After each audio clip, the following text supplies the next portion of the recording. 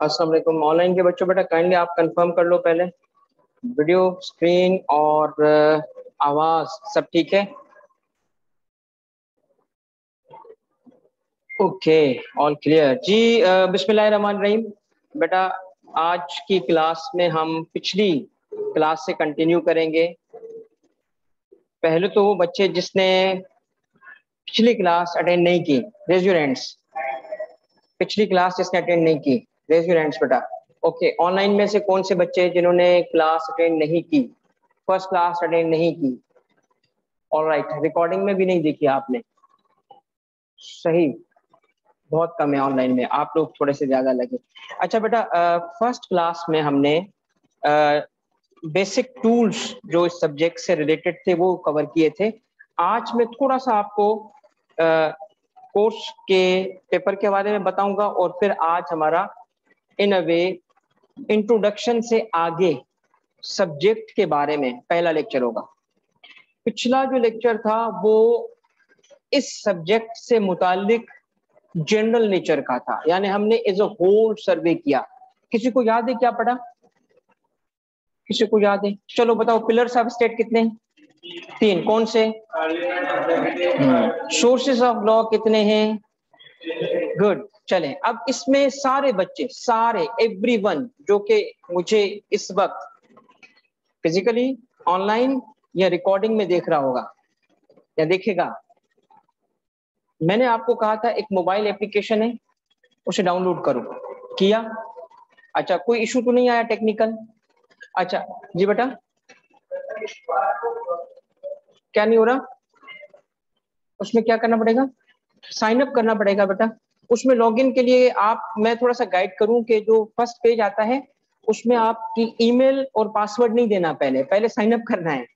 वो आप sign up करोगे फिर वो आपको लॉगिन करने देगा। उसमें कोई रजिस्ट्रेशन नहीं है, कोई रिस्ट्रिक्शन नहीं है, कोई फी नहीं है, आपको डायरेक्ट एक्सेस मिल जाएगा। अगर इन केस किसी को प्रॉब्लम आए, जैसे मुझे आती है, अच्छा मुझे खुद इसलिए आती है कि वो अभी iOS पे आया नहीं है, तो iOS पे अभी नहीं है तो आपको ना एंड्रॉयड पे यूज करना पड़ेगा।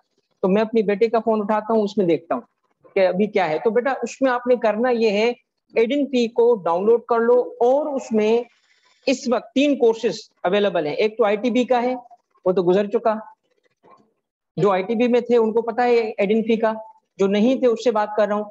और दूसरे 2 कोर्सेज में से दोनों टेक्स के हैं, केफ 2 के कोर्सेज हैं।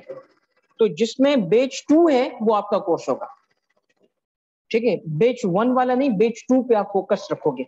बेच 2 के कोर्स पे आप जाओगे, क्विज नंबर 1 अपलोड हो चुका है। क्विज नंबर 1 जो पिछली क्लास थी वो अपलोड हो चुकी है, जाके 20 क्वेश्चन से जाके करो। अगर तो तुम उसमें से 18, 17, 19 सिक्योर कर पा रहे हो, शाबाश, गुड। और अगर आप एनीथिंग बिलो 15 तो दोबारा देखो लेक्चर को, और अगर एनीथिंग बिलो 10 तो बेटा खुद को मारो। समझ रहे हो? इसका मतलब है थोड़ी सी और तवज्जो से सुनो। क्लासरूम टाइम सबसे इंपॉर्टेंट टाइम है मेरी नजर में। मैं कभी भी नहीं चाहता कि आप अपनी लर्निंग को पोस्टपोन करो, कि यहाँ आएंगे, टीचर को सुनने की एक्टिंग करेंगे और घर जाके रियल में पढ़ेंगे। तो आके जब क्लासरूम में आ ही गए हो तो बेटा सीख लो अभी, राइट नाउ, अभी सीख के जाओ, ताकि घर जाके सिर्फ रिवाइज करना पड़े। तो आपने एक आदत बनानी है, एवरी टॉपिक कंप्लीट होगा उसका क्विज होगा, और आपके लेक्चर नंबर जैसे ही होगा ना तो इसमें क्विज के नंबर बता दिए जाएंगे, प्रैक्टिस बताई जाएगी। देखो मैंने आपको क्लास 1 में क्या कहा था कि everything will be organised and structured. आपको काम कराया जाएगा, मैं खुद भी करूंगा, आपको काम कराया जाएगा। काम करो, सुनो नहीं, एक्टिव लर्निंग, एंगेज हो मेरे साथ। आप अप्लाई योर माइंड, जाओ क्विज सॉल्व करो। जो सवालात नहीं समझ आएंगे, एज ऑफ नाउ एक फीचर मैंने डिसेबल्ड रखा हुआ है, वो है जवाब बताने वाला। आपको सिर्फ मार्क्स पता चलेंगे, कौन सा गलत था ये नहीं पता चलेगा। ये मैंने डिसेबल रखा है, थोड़ा सा आगे चल के इसको इनेबल कर दूंगा, वो भी आपको पता चल जाएंगे। अभी नहीं, आज वो इनेबल नहीं है। मैं चाहता हूं कि तुम सोचो खुद। इनिशियल लेक्चर्स में सोचने पे तवज्जो, कॉन्सेप्ट बिल्डिंग पे मेरी तवज्जो होती है। कॉन्सेप्ट बना लोगे आगे कोई बात ही नहीं है, ठीक है? तो क्विज जाके एक अटेम्प्ट करेंगे आप, क्विज 1, और कोर्स मैंने आपको बता दिया।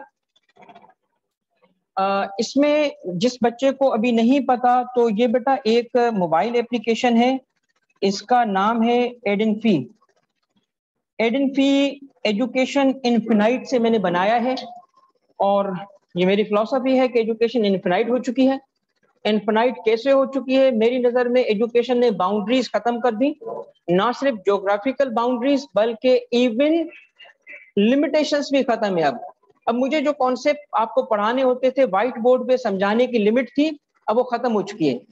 अब मैं आपको किस तरीके से, देखिए एक मैंने किताब पढ़ी, मैं बेटा बहुत रिसर्च की है पिछले 6 महीने में, किस चीज पे?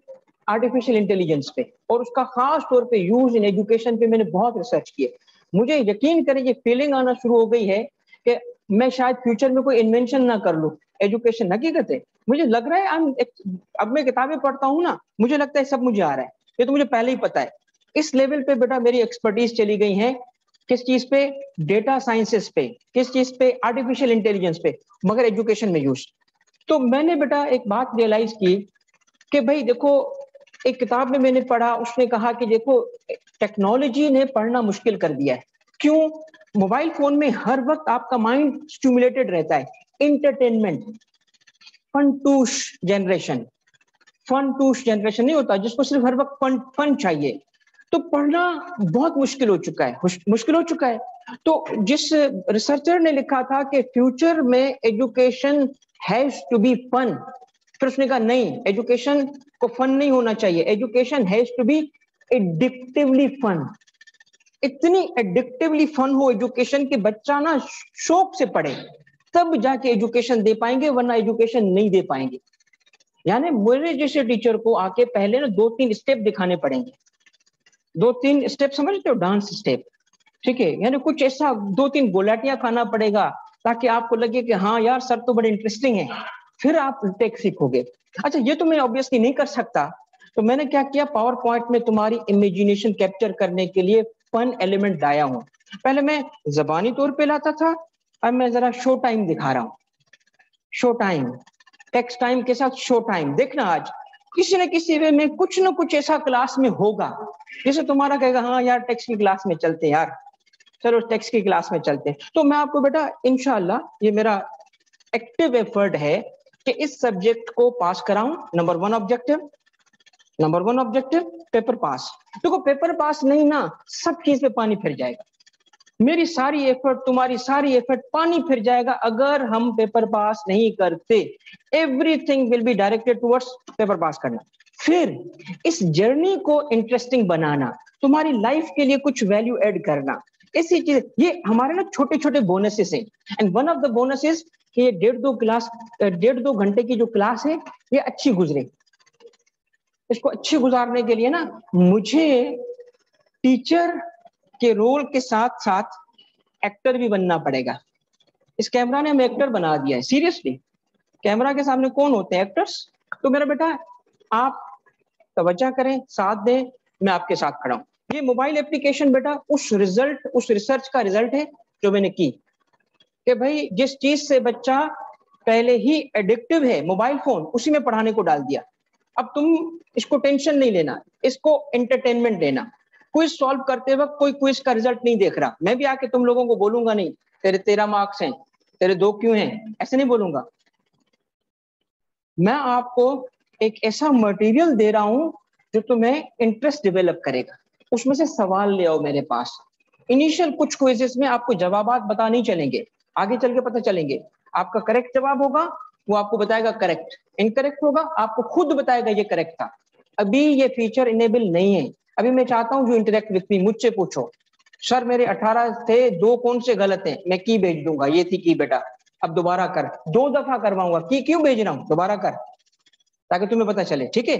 तो बेटा थोड़ी सी मेहनत करेंगे, इंशाल्लाह पेपर पास करना हमारा ऑब्जेक्टिव है, मिलके कर लेंगे। सही है, आगे बढ़े बेटा। तो जिसे भी एडेंटिटी का नहीं पता था बेटा वो कर ले। एक चीज सबके लिए क्लेरिफाई कर दूं बेटा, हमारा जो ये बैच, न्यू बैच है, ये वाला बैच हमारा 0 से चलेगा। इस अजम्पशन के साथ चलेगा कि आपने कुछ नहीं पढ़ा, ऑब्वियसली नहीं पढ़ा। जो बच्चे पीआरसी से आ रहे हैं उन्होंने कुछ नहीं पढ़ा, और जिन बच्चों ने रिफ्रेशर में दोबारा रीटेक देना है, मैं उनको इस सेकंड बैच में शामिल करके चलूंगा। मैं चाहता हूं कि उन्होंने पिछली दफा अगर मुझसे पढ़ा या किसी और से पढ़ा, तो इस दफा अगर मुझसे भी पढ़ा था तो बेटा इस दफा मैं बिल्कुल नए अंदाज में नई चीजों के साथ पढ़ा रहा हूं। तो मैं इस बैच के साथ आपको चलाऊंगा, तो आपका किसी का भी जो रिफ्रेशर का बच्चा होगा वो इस क्लास के साथ चलेगा। पहली क्लास को एक दफा सुन लीजिएगा। जो बच्चे ऐसे हैं जो रीटेक देना चाहते हैं, आप पहली क्लास को सुने, उसमें मैंने कुछ बातें गाइड की हैं कि मैं कितनी प्रैक्टिस करवाऊंगा, क्या चीजें लेके चलूंगा। और अगर किसी को स्पेसिफिक क्वेश्चन है, ऐसा बच्चा जो रीटेक देना चाहता है, please talk to me, send me message. ठीक है, कि आप बताइएगा कि मैं रीटेक देना चाहता हूं, मैंने पहले पढ़ा था इतने मार्क्स से, ताकि अकॉर्डिंगली मैं आपसे कम्युनिकेट कर सकूं। आज के लेक्चर को स्टार्ट करते हैं। सबसे पहले चंद चीजें आपको पता होनी चाहिए, बिल्कुल ब्रीफ बताऊंगा ताकि मैं आगे जाऊंगा और मेन लेक्चर को कवर करूंगा। आज की पहली बात यह है कि जो आपकी कोर्स कवरेज है वो कुछ ऐसे रखी गई है कि सबसे पहले टैक्सेशन के 100 मार्क्स को तीन, या टैक्स प्रैक्टिसेस को 3 सेगमेंट्स में तोड़ा गया है। 3 सेगमेंट्स में सबसे बड़ा सेगमेंट है इनकम टैक्स, उसके बाद है सेल्स टैक्स, और उसके बाद कुछ टॉपिक्स हैं जो कि थ्योरी के टॉपिक्स हैं। और वो टॉपिक्स हैं 3। एक, introduction to taxation system, introduction to taxation system, ये पहला टॉपिक है इसके अंदर। दूसरा, कॉन्स्टिट्यूशन, और तीसरा एथिक्स। इन तीसरे सेगमेंट प्योर थ्योरी है, प्योर थ्योरी, और इसके मार्क्स रखे गए हैं 10 मार्क्स प्योर थ्योरी है। इसमें बहुत कुछ है मगर थ्योरी का। इसके अंदर 10 मार्क्स के सवाल बन सकते हैं 2 या 1। इसमें एक सेगमेंट से सवाल बन सकता है 1 या 1 से ज्यादा सवाल, बट 10 मार्क्स से ज्यादा वेटेज नहीं होगा। इंट्रोडक्शन वाला तो सीधा सीधा है, जिसमें बताया गया है कि टैक्स के निजाम के बारे में, तो जितना जरूरी होता है मैं शुरू में बताता हूं। कॉन्स्टिट्यूशन ऑफ पाकिस्तान के वो आर्टिकल्स हैं जिनका ताल्लुक टैक्स के निजाम से है, या जिसका ताल्लुक एक्सपेंडिचर से, बजट से। ठीक है, और आखिर में एथिक्स, राइट एंड रॉन्ग क्या है। जैसे टैक्स लॉ बनाते वक्त राइट क्या है, रॉन्ग क्या है, टैक्स देते वक्त, तो वो बात की बातें, ये चैप्टर्स थ्योरी के। अब हम आते हैं इनकम टैक्स की तरफ। इनकम टैक्स सबसे बड़ा पोर्शन है हमारा, जिससे हम स्टार्ट कर रहे हैं कोर्स को। और ये तकरीबन एवरेज बता रहा हूं, एवरेज, क्योंकि आके अपने ग्रिड दी हुई है कि 60 से लेके 70, तो इस हिसाब से अगर आप जाएं तो अराउंड 65 मार्क्स इनकम टैक्स से आते हैं। 65 और 10 कितना हो गया, कितने रह गए, 25 to 30 मार्क्स सेल्स टैक्स के होते हैं। सेल्स टैक्स का कोर्स रिलेटिवली छोटा है, जितने मार्क्स है उतना कोर्स नहीं है। मार्क्स अभी भी 25 या 30 ज्यादा है। ठीक है, मैं इसीलिए इनकम टैक्स से स्टार्ट करूंगा ताकि मेजर पोर्शन है, ज्यादा मुश्किल है, पहले कवर हो जाए, फिर हम बाकी पोर्शन की तरफ जाएंगे। तो मेरे साथ कुछ टॉपिक, 2 टॉपिक के लिए मेरे साथ असिस्टेंट होंगे, बाकी सारा कोर्स में खुद करवाऊंगा। और इवन जो टॉपिक मेरे असिस्टेंट करवाएंगे वो टॉपिक भी मैं खुद प्रैक्टिस करवाऊंगा। तो every single topic is my own responsibility. किसी बच्चे को कोई चीज नहीं समझ आएगी, मेरी जिम्मेदारी होगी। प्रैक्टिस भी बेटा मेरी जिम्मेदारी। मैं इंशाल्लाह आपको लेट डाउन नहीं करूंगा। By the end of this batch मैं पूरी कोशिश करूंगा जो ह्यूमनली पॉसिबल होता है कि मैं करूं, और ये मुझे सुनने को ना मिले, मेरे लिए ये मौत के बराबर है कि ये पता चले कि सर आपने फला कमिटमेंट पूरी नहीं की। इस वजह से मैं किसी पे डिपेंड नहीं कर रहा, हर चीज में खुद कर रहा हूं। जब डिपेंड करते हैं ऑब्वियसली तो होता क्या है, अगर वो अपनी नहीं काम कर सके तो जिम्मेदारी मेरी होती है। तो मेरी जिम्मेदारी है बेटा टोटल। रिफ्रेशर में जो बच्चा रीटेक ले रहा है बेटा आप भी सुन लो, टोटल मेरी जिम्मेदारी है। इंशाल्लाह मैं आपको लेट डाउन नहीं करूंगा, मैं 2 क्लासेस के अंदर आपको बता दूंगा कि मैं क्या कर रहा हूं। ठीक है, नेक्स्ट बेटा, आज एक चीज आप नोट करोगे कि हर एक लेक्चर को मैंने स्ट्रक्चर किया हुआ है। कैसे स्ट्रक्चर किया हुआ है कि आज हम यूनिट 2 स्टार्ट कर रहे हैं, पिछला था यूनिट 1। मैंने पूरा कोर्स यूनिट्स में डिवाइड कर दिया है, ये पहली क्लास में भी मैंने आपको बताया था, ताकि स्ट्रक्चर हो जाए। हर यूनिट के लेक्चर नंबर भी तुम्हें पता होंगे, हर लेक्चर नंबर का क्विज भी तुम्हें पता होगा, और हर लेक्चर नंबर के रेलेवेंट प्रैक्टिस क्वेश्चंस भी तुम्हें पता होंगे।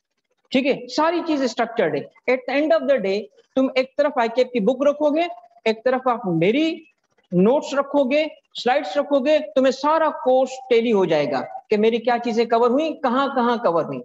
मुझे बच्चों से जो एंड पे आके प्रॉब्लम्स पता चले कि बच्चों को क्या मसाइल आ रहे हैं, उसको हल करने के लिए मैंने ये तरीका निकाला कि मैं पूरा कोर्स तुम्हें स्ट्रक्चर करके दे रहा हूँ ताकि तुम किसी भी वक्त रेलेवेंट चीज को जाके रिवाइज कर सको।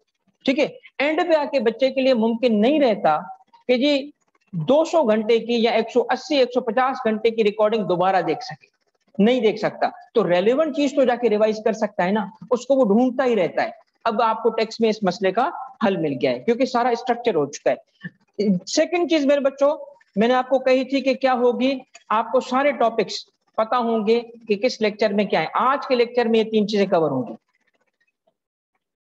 3 चीजें कवर होंगी। एक तो इंट्रोडक्शन कवर होगा, फिर चार्ज ऑफ टेक्स्ट कवर होगा, फिर कॉन्सेप्ट ऑफ पर्सन कवर होगा।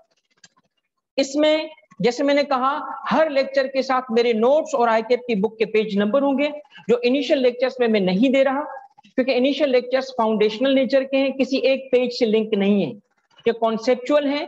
अगली लेक्चर नंबर 3 से आपके सारे लेक्चर्स के पेज नंबर भी आ जाएंगे और आपकी बुक से कनेक्टेड होंगे, क्योंकि अभी मैं फाउंडेशन ले डाउन कर रहा हूं और इस फाउंडेशन का किसी एक पेज से ताल्लुक नहीं होता कि मैं पेज बता सकूं कि ये वाली बात फला। अगले लेक्चर से every single thing will be linked with IK book and with my own notes, page number भी पता होगा आपको, जब चाहोगे वहां से भी रिवाइज कर लोगे। और दूसरी चीज, इसमें क्विजेस और इसके अंदर जो प्रैक्टिस क्वेश्चंस हैं वो भी मैंने कहा है कि हर एक जगह पे, ये भी मैं सैंपल बेसिस पे बता रहा हूं। यहाँ पे quiz number 2, quiz number 1 cover हो चुका है, वो लेक्चर 1 के लिए था। इस लेक्चर पे क्विज नंबर 2 होगा, तो एडेंटिटी क्विज नंबर 2 आपको पहले पता होगा। मैं आखिर में आके ना तुम लोगों को एक समरी चार्ट दूंगा जिसकी बेसिस पे तुम जब चाहोगे, जिस चीज का चाहोगे प्रैक्टिस कर पाओगे खुद।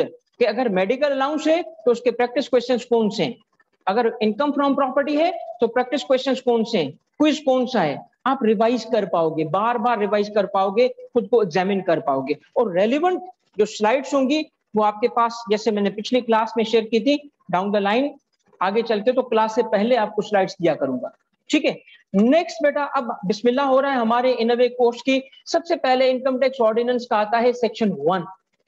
सेक्शन 1 बेसिक सेक्शन होता है हर लॉ का। अक्सर टैक्स के कवानीन में सेक्शन 1 3 बातें बताता है, तो इनकम टैक्स ऑर्डिनेंस में भी उसने 3 बातें बताई हैं, एक शॉर्ट टाइटल, एक एक्सटेंट और एक कमेंसमेंट। ऑनलाइन के बच्चों बेटा सारी चीजें ठीक है, कंफर्म कर लो तो मैं आगे बढ़ूं। 3 चीजें बताई जाती हैं, शॉर्ट टाइटल, एक्सटेंट। टाइटल क्यों, ताकि नाम रखा जाए, रेफर किया जाए, और एक्सटेंट उसकी एप्लीकेशन, और उसके बाद कमेंसमेंट। तो इनकम टैक्स के सेक्शन 1 का सबसेक्शन 1 है, जिसमें क्या लिखा है ये आपके सामने है। और इसमें अगर आप जाएं तो सेक्शन 1 का सबसेक्शन 1 ब्रैकेट में सबसेक्शन होता है, आज आप सीखोगे बहुत सारी चीजें, जिसके मुताबिक this ordinance may be called, तो इसका नाम क्या है, मे बी कॉल्ड क्या, इनकम टैक्स ऑर्डिनेंस 2001। ये इसका शॉर्ट टाइटल है। भाई शॉर्ट टाइटल इसलिए कि हर लॉ जैसे ही स्टार्ट होता है तो उसका लॉन्ग टाइटल होता है, मगर उसके साथ लॉन्ग टाइटल लिखा नहीं होता। और लॉन्ग टाइटल में उसका पूरी उसके ना मतलब परदादा से शुरू किया जाता है कि ये लॉ क्यों बना, वो सारी बातें होती है, तो उसकी रेफरेंस नहीं दिया जा सकता। इसीलिए शॉर्ट टाइटल रखा गया कि जब भी इसकी बात होगी क्या करेंगे हम, इनकम टैक्स ऑर्डिनेंस 2001 बोलेंगे। ठीक है, शॉर्ट टाइटल हो गया। अब हम आते हैं बेटा दूसरी बात की तरफ। दूसरी बात क्या है, दूसरी बात है एक्सटेंट। एक्सटेंट का मतलब क्या है, कहां अप्लाई होगा, इनकम टैक्स ऑर्डिनेंस कहां अप्लाई होगा। तो कहां अप्लाई होगा बताओ, ये अप्लाई होगा कहां पे, पाकिस्तान में अप्लाई होगा, होल ऑफ पाकिस्तान में अप्लाई होगा। थोड़ी तवज्जो कीजिएगा, जरा समझिएगा, होल ऑफ पाकिस्तान या पाकिस्तान का मैप है आपके सामने, मगर होल ऑफ पाकिस्तान तो है, कॉन्स्टिट्यूशन ऑफ पाकिस्तान ने पाकिस्तान को डिफाइन भी किया हुआ है कि पाकिस्तान क्या है। डिफाइन करते हुए कहा गया है कि पाकिस्तान होगा 4 सूबे, इस्लामाबाद कैपिटल टेरिटरी, बस। फाटा, सुनिएगा, ये मैप मैंने खुद इंटेंशनली डाला है, समझिएगा। फाटा एक ऐसा एरिया था जो फेडरली एडमिनिस्ट्रेड ट्राइबल एरिया था, federally administered tribal area. Pakistan की हिस्ट्री में ये एरिया ट्राइबल एरिया से जाना जाता है और कॉन्स्टिट्यूशनली प्रोटेक्टेड था। इसका मतलब है कॉन्स्टिट्यूशन में एक आर्टिकल था जिसके मुताबिक ये किसी सूबे में नहीं आते थे, और इस पे पाकिस्तान का कोई लॉ अप्लाई नहीं करता था। अब इस ट्राइबल एरिया को मर्ज कर दिया गया है। मर्ज, ये मैं पुराना है, ये मैंने खुद आपको इंटेंशनली शो किया है। कैसे कि अब अगर यहां आप देखें तो ये जो एरिया है दिस इज क्या क्या एरिया इसको कहा गया बेटा, क्या कहा गया इसको, फाटा कहा गया। ये फाटा था, फेडरली एडमिनिस्टर्ड ट्राइबल एरिया। ये ट्राइबल एरिया है। महमद एजेंसी, वजीरिस्तान, ये सारी जो एजेंसी आप सुनते हैं ये वो एरिया था। अब सुनिएगा, इसको रिसेंटली, स्पेसिफिक्स में मैं नहीं जाऊंगा क्योंकि आपके पोस्ट की रिक्वायरमेंट नहीं है कि किस डेट पे किस कॉन्स्टिट्यूशनल अमेंडमेंट के थ्रू इसे मर्ज कर दिया गया, सूबे के साथ जम कर दिया गया। किसके साथ मर्ज किया गया इसको, केपीके के साथ मर्ज कर दिया गया। एक आध शायद एरिया बलूचिस्तान के साथ भी हुआ है, मगर केपीके के प्रोविंस के साथ ये पूरा मर्ज हो चुका है। मर्ज हो गया, अब ये सूबा बन गया। अब इस पे पहले क्या लिखा था कॉन्स्टिट्यूशन में कि फाटा के एरिया पे पाकिस्तान का कोई कानून अप्लाई नहीं करेगा। अब ये पाकिस्तान बन चुका है, इस पे सारे कवानीन अप्लाई कर रहे हैं। तो सुनिएगा मेरी बात, तो पहले टैक्स लॉ भी वहां अप्लाई नहीं होता था। इस एरिया पे, फाटा के एरिया पे कोई टैक्स नहीं था क्योंकि कोई कानून उन पे अप्लाई नहीं करता था। अब इसकी हिस्ट्री है, फाटा की हिस्ट्री क्या है, ट्राइबल एरिया की हिस्ट्री क्या है कि जब 47 में पाकिस्तान बना तो इन एरियाज के लोगों ने पाकिस्तान के साथ मर्ज हुए। अफगानिस्तान ने इस एरिया को क्लेम किया हुआ था।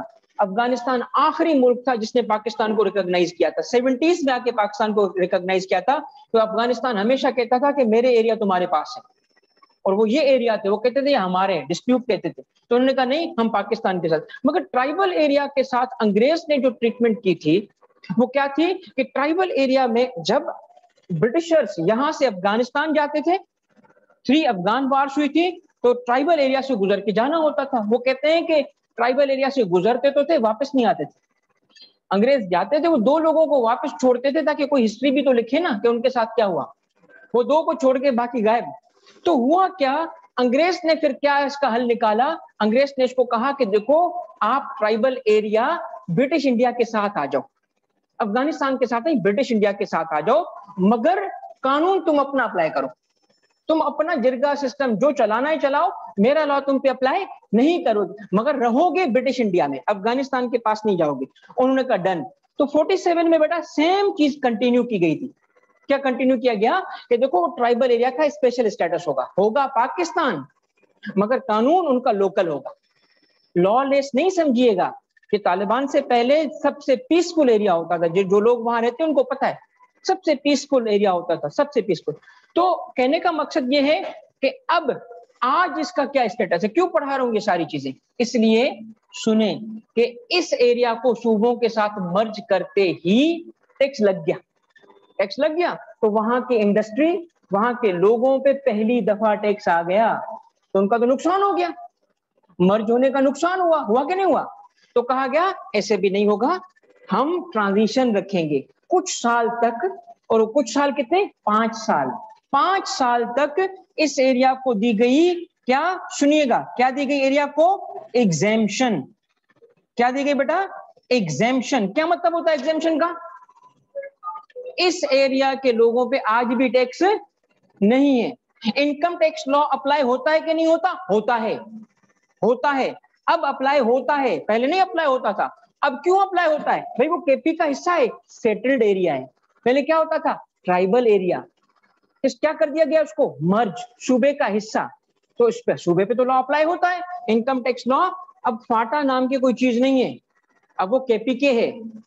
मगर उन एरियाज को जो पहले फाटा कहलाते थे आज भी स्पेशल स्टेटस है। बताओ कैसे, कैसे बेटा, एग्जेम्पशन। तो मैं आपसे पूछता हूं, हमने सबसेक्शन 2 क्या पढ़ा, it extends to whole of Pakistan. अब मेरा सवाल है, it extends to whole of Pakistan का मतलब इनकम टैक्स ऑर्डिनेंस पूरे पाकिस्तान पे अप्लाई करेगा, करेक्ट, यही मतलब है ना। मैं आपसे पूछता हूं, क्या पुराने फाटा, अभी तो फाटा नहीं है ना, पुराने फाटा की एजेंसीज पे इनकम टैक्स लॉ अप्लाई करता है, करता है कि नहीं करता, करता है भाईजान, अप्लाई करता है। अप्लाई होने का मतलब ये नहीं है कि टैक्स लिया जाएगा, एग्जेम्पशन भी तो उस कानून का हिस्सा है ना।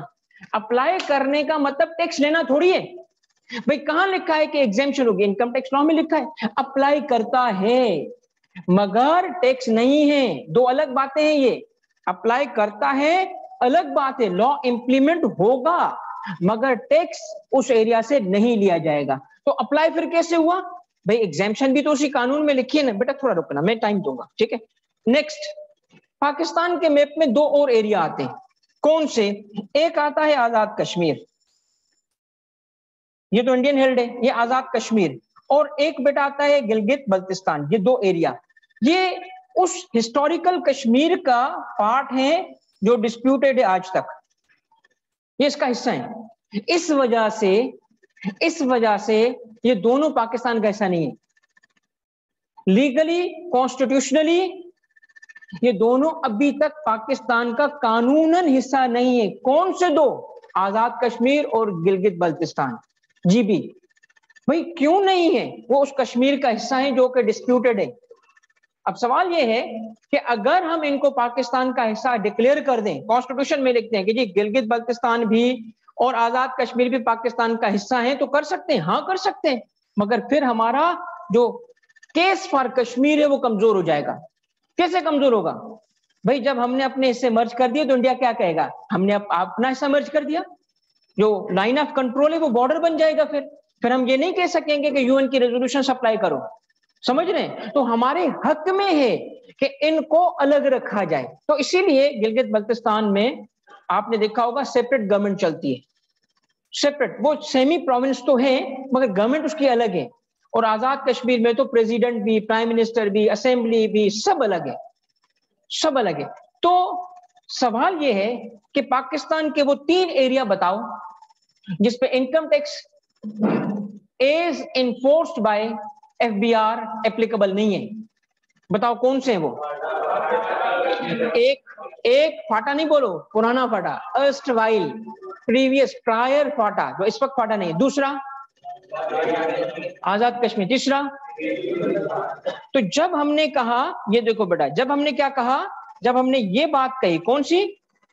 It extends to whole of Pakistan. तो पाकिस्तान में गौर से सोचना कि कुछ ऐसे एरिया भी हैं जहां इनकम टैक्स नहीं है, एटलीस्ट पाकिस्तान की गवर्नमेंट का इनकम टैक्स नहीं है। समझ आई बात? और वो कौन से थे?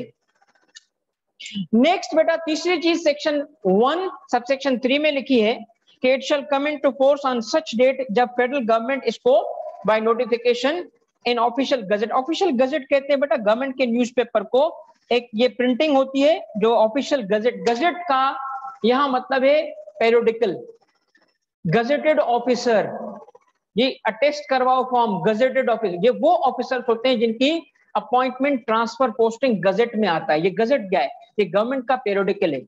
ये गवर्नमेंट की एक किस्म का मैगजीन है जो एवरी मंथ निकलता है या जरूरत पड़ने पे निकलता है। उसमें गवर्नमेंट के डिसीजंस, गवर्नमेंट के ऑर्डर्स और गवर्नमेंट के लॉज आते हैं। अब देखो, अगर हम कहें नेशनल असेंबली ने कौन सा लॉ पास किया, यहाँ कॉमा था कि फुल स्टॉप था, कोर्ट में ये भी डिस्प्यूट होता है, तो हम मार्केट में मिलने वाली किताबें कोर्ट में नहीं पेश करते क्योंकि वो प्रिंटिंग आम लोगों ने की होती है। हमें गजेटेड कॉपी कोर्ट में पेश करनी पड़ती है। गजेट एक ऐसा जरिया है जिसके जरिए हुकूमत अपने फैसले अवाम तक ऑथेंटिक वे में पहुंचाती है, जिसमें अगर गलत जगह कॉमा आ गया वो वहीं रहेगा, हम हटा नहीं सकते। तो गजेट में अगर गवर्नमेंट नोटिफिकेशन इशू करेगा तो वो डेट आ जाएगी। तो गवर्नमेंट ने फैसला किया क्या कि एक नोटिफिकेशन था, नोटिफिकेशन SRO 381 2002 में जो इशू हुआ और 1 जुलाई 2002 में इसे इंप्लीमेंट किया गया। अब थोड़ी तवज्जो चाहिए सबकी। इस पूरे के पूरे सेक्शन 1 की समरी बहुत छोटी सी है, छोटी सी। इसमें 3 बातें हैं जो टाइटल में है। मैं आपसे पूछूंगा, बताओ इसका शॉर्ट टाइटल क्या है? Income tax ordinance 2001। बताओ इसका एक्सटेंड क्या है? होल ऑफ पाकिस्तान सिवाय 3 एरिया। कौन से? पुराना फाटा, आजाद कश्मीर और गिलगित बल्तिस्तान। और उसके बाद कमेंसमेंट। कमेंसमेंट का क्या मतलब है? का मतलब क्या है? किसका? इस कानून की इन्फोर्समेंट कब से होगी? बना तो 2001 में मगर इंप्लीमेंटेशन 2001 में नहीं रखी गई। कहा गया इसकी इंप्लीमेंटेशन गवर्नमेंट को बताया जाता है, हम नहीं। कानून बनाने वाले ने क्या कहा? गवर्नमेंट बताएगी कि ये 2001 का ऑर्डिनेंस कब से अप्लाई होगा, क्योंकि गवर्नमेंट को ट्रांजिशन करनी थी। इससे पहले वाला एक कानून था, उसके जरिए टैक्स आ रहे थे, उसको खत्म करना, नए लॉ को इंप्लीमेंट करना, ट्रांजिशन करने के लिए टाइम दिया गया गवर्नमेंट को। गवर्नमेंट ने कहा हम डेट फिक्स करेंगे, क्योंकि सबसेक्शन 3 ने हमें पावर दिया है। गवर्नमेंट ने एक नोटिफिकेशन इशू किया और उसमें डेट फिक्स कौन सी कर दी? फर्स्ट व्हाट बताओ? First what? 1 जुलाई 2000। अब ये याद होना चाहिए आपको। इनकम टैक्स ऑर्डिनेंस की इन्फोर्समेंट कब शुरू हुई? 1 जुलाई 2002। कानून 2001 का है, इन्फोर्स जुलाई 2002 से हुआ। तीनों बातें याद हो गई बेटा? ओके, अब आगे बेटा नेक्स्ट चीज क्या है, थोड़ी मुझे तवज्जो चाहिए आपकी। वो ये है कि इनकम टैक्स ऑर्डिनेंस के अंदर ये अब टूल्स, मैं देखो 2-3 काम करूंगा। पेपर तो पास कराना है, आपका लॉ का डर खत्म करना है। जो लॉ से हम डरते हैं ना, कुछ टूल्स दूंगा ताकि आप में कॉन्फिडेंस आए, एक्यूरेसी के साथ चीजें पे लिख सको, कॉन्फिडेंस के साथ, रटा नहीं। मुझे पिछली क्लास में एक बच्ची ने आके इन्फॉर्म किया कि सर जो आपने पहले क्लास में ये आरटीओ ये बताए ना, कहते मैं आखिरी जब असेसमेंट का टॉपिक पढ़ा था किसी जगह से, उस वक्त भी मुझे कंफ्यूजन होता था कि ये कमिश्नर क्या है। बेटा हर एक चीज जो मैं आपके पास अभी ला रहा हूँ विद अ पर्पस ला रहा हूँ। जो चीजें शुरू में होनी चाहिए वो शुरू में होगी। तो ये चीजें क्या हैं, कुछ टूल्स भी दूंगा ताकि आप अच्छे तरीके से चीजों को समझ सको। इनकम टैक्स ऑर्डिनेंस को चैप्टर्स में डिवाइड किया गया है। चैप्टर्स को किस में डिवाइड किया गया है? पार्ट्स में। पार्ट्स को किस में डिवाइड किया गया है? डिविजन्स में। और डिविजन्स को the most common way to refer to income tax ordinance is through sections. मगर सिर्फ सेक्शंस नहीं है, चैप्टर्स भी हैं, पार्ट्स भी हैं, डिविजन्स भी हैं। सबसे बड़ी डिवीजन, सबसे बड़ी क्लासिफिकेशन है चैप्टर्स की। उसके बाद क्या है? उसके बाद क्या है? उसके बाद क्या है? अब हम थ्रू आउट द कोर्स ना चैप्टर की बात करेंगे, ना पार्ट्स की बात करेंगे, ना डिवीजन की बात करेंगे। सिर्फ किसकी बात हो रही होगी? सेक्शंस की बात होगी। और सेक्शंस कुछ इस तरीके से लिखे जाते हैं। सबसे पहले देखें तो जो ये अरेबिक न्यूमरल्स है 1 2 3, ये कहलाते हैं सेक्शंस। और उसको पढ़ा कैसे जाता है? सेक्शन 1 2 3 करके पढ़ा जाता है। इन्हीं को ब्रैकेट्स लगा दें, क्या बन जाता है? सब सेक्शंस बन जाते हैं। और ये जो अल्फाबेट स्मॉल में है इसको क्या कहा जाता है? क्लॉज कहा जाता है। और इसके बाद जो रोमन न्यूमरल्स हैं उसको क्या कहा जाता है? तो इसका मतलब है कि जब हमें, मैं मिसाल देता हूं आपको, अगर कभी बोलूं यार 420 ना कर, तो 420 क्या है? 420 क्या है? ये 420 सेक्शन है, किसी कानून का सेक्शन है, वो किसी चीज को रिप्रेजेंट कर रहा है। 420 धोखे देने के लिए है, धोखे देने की सजा है। तो धोखा दिया जाएगा तो उसकी ये सजा होगी। तो उसमें कोई चीज लिखी थी, इतना मशहूर हो गया कि सेक्शन हमारी जबान में आ गया, तो हमारी आम जबान में बन गया। तो इनकम टैक्स लॉ के अंदर कौन सी चीज कहां लिखी है, उसको रेफर कैसे करेंगे? उसको सेक्शन, सबसेक्शन, क्लॉज और सब क्लॉज से। अब अगर एक छोटी सी बात है और उसको रेफर करना है तो सब क्लॉज तक भी जा सकते हैं। सब क्लॉज तो पढ़ा कैसे जाता है? पढ़ा इस तरह जाता है, पढ़ा इस तरह जाता है। ये आपके सामने इनकम टैक्स ऑर्डिनेंस का एक ऐसा पेज लाया हूं ढूंढ ढूंढ के जिसमें सब चीजें मौजूद है। ये वो पेज है, शायद इनकम टैक्स ऑर्डिनेंस का वाहिद पेज है जो बेस्ट इलस्ट्रेशन करेगा पिछली स्लाइड की। कैसे? देखो सबसे ऊपर क्या लिखा है? चैप्टर लिखा है। तो इनकम टैक्स ऑर्डिनेंस में पहले क्या है? चैप्टर्स। चैप्टर 5। चैप्टर के बाद क्या आता है? पार्ट्स। ये देखो पार्ट 1। उसके बाद क्या आता है? ये डिवीजन। फिर क्या आता है? क्या आता है बेटा? सेक्शन। सेक्शन के बाद क्या आता है? सब सेक्शन के बाद क्या आता है? क्लॉज। क्लॉज के बाद क्या आता है? सब मौजूद है इसमें, एवरीथिंग इज देयर।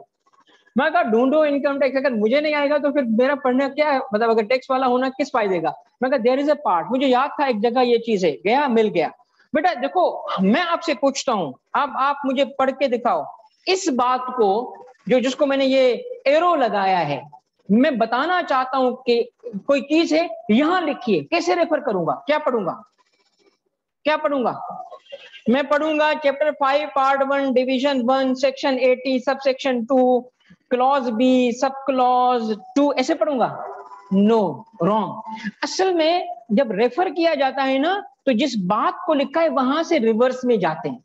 इसको कैसे पढ़ेंगे बताओ? इसको पढ़ेंगे, बताओ बताओ क्या पढ़ेंगे? सब क्लॉज 2। फिर कहेंगे सब क्लॉज 2 ऑफ किसका? ना ना, क्लॉज बी। ये देख लो बेटा, ये क्या है?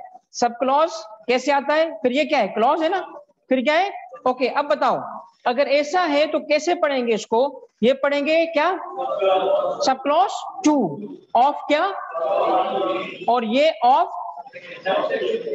Section, remember this. यानी अगर मैं मिसाल दूं आपको कहीं पे इसका जिक्र करना हो, किसका, ये क्या बोलोगे, सबसेक्शन 2 ऑफ सेक्शन 80, ऐसे बोलेंगे, तो रिवर्स जाएंगे, ठीक है। अब ये चीज आपको काम आएगी, क्यों, क्योंकि आप लॉ पढ़ रहे हो, लॉ में ये चीजें चाहिए, ये एक किस्म का टूल था।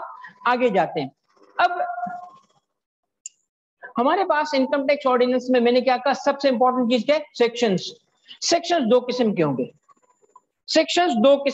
सेक्शंस की टाइप क्या है, टू किस्म के सेक्शंस हैं। टाइप 1, दो टाइप्स हैं सेक्शंस के, ये इनकम टैक्स ऑर्डिनेंस के लिए बात और as well as sales tax act के लिए बात अप्लाई करी, दोनों के लिए ये बात अप्लाई करी। अभी इनकम टैक्स लॉ पे अप्लाई करो। इनकम टैक्स लॉ में सेक्शंस दो किस्म के हैं। सबसे पहले टाइप 1 कहलाता है चार्जिंग सेक्शन। क्या कहलाता है, चार्जिंग सेक्शन। चार्ज करने का मतलब है टैक्स इंपोज करना, अभी इसकी बात आ रही है, चार्जिंग सेक्शन।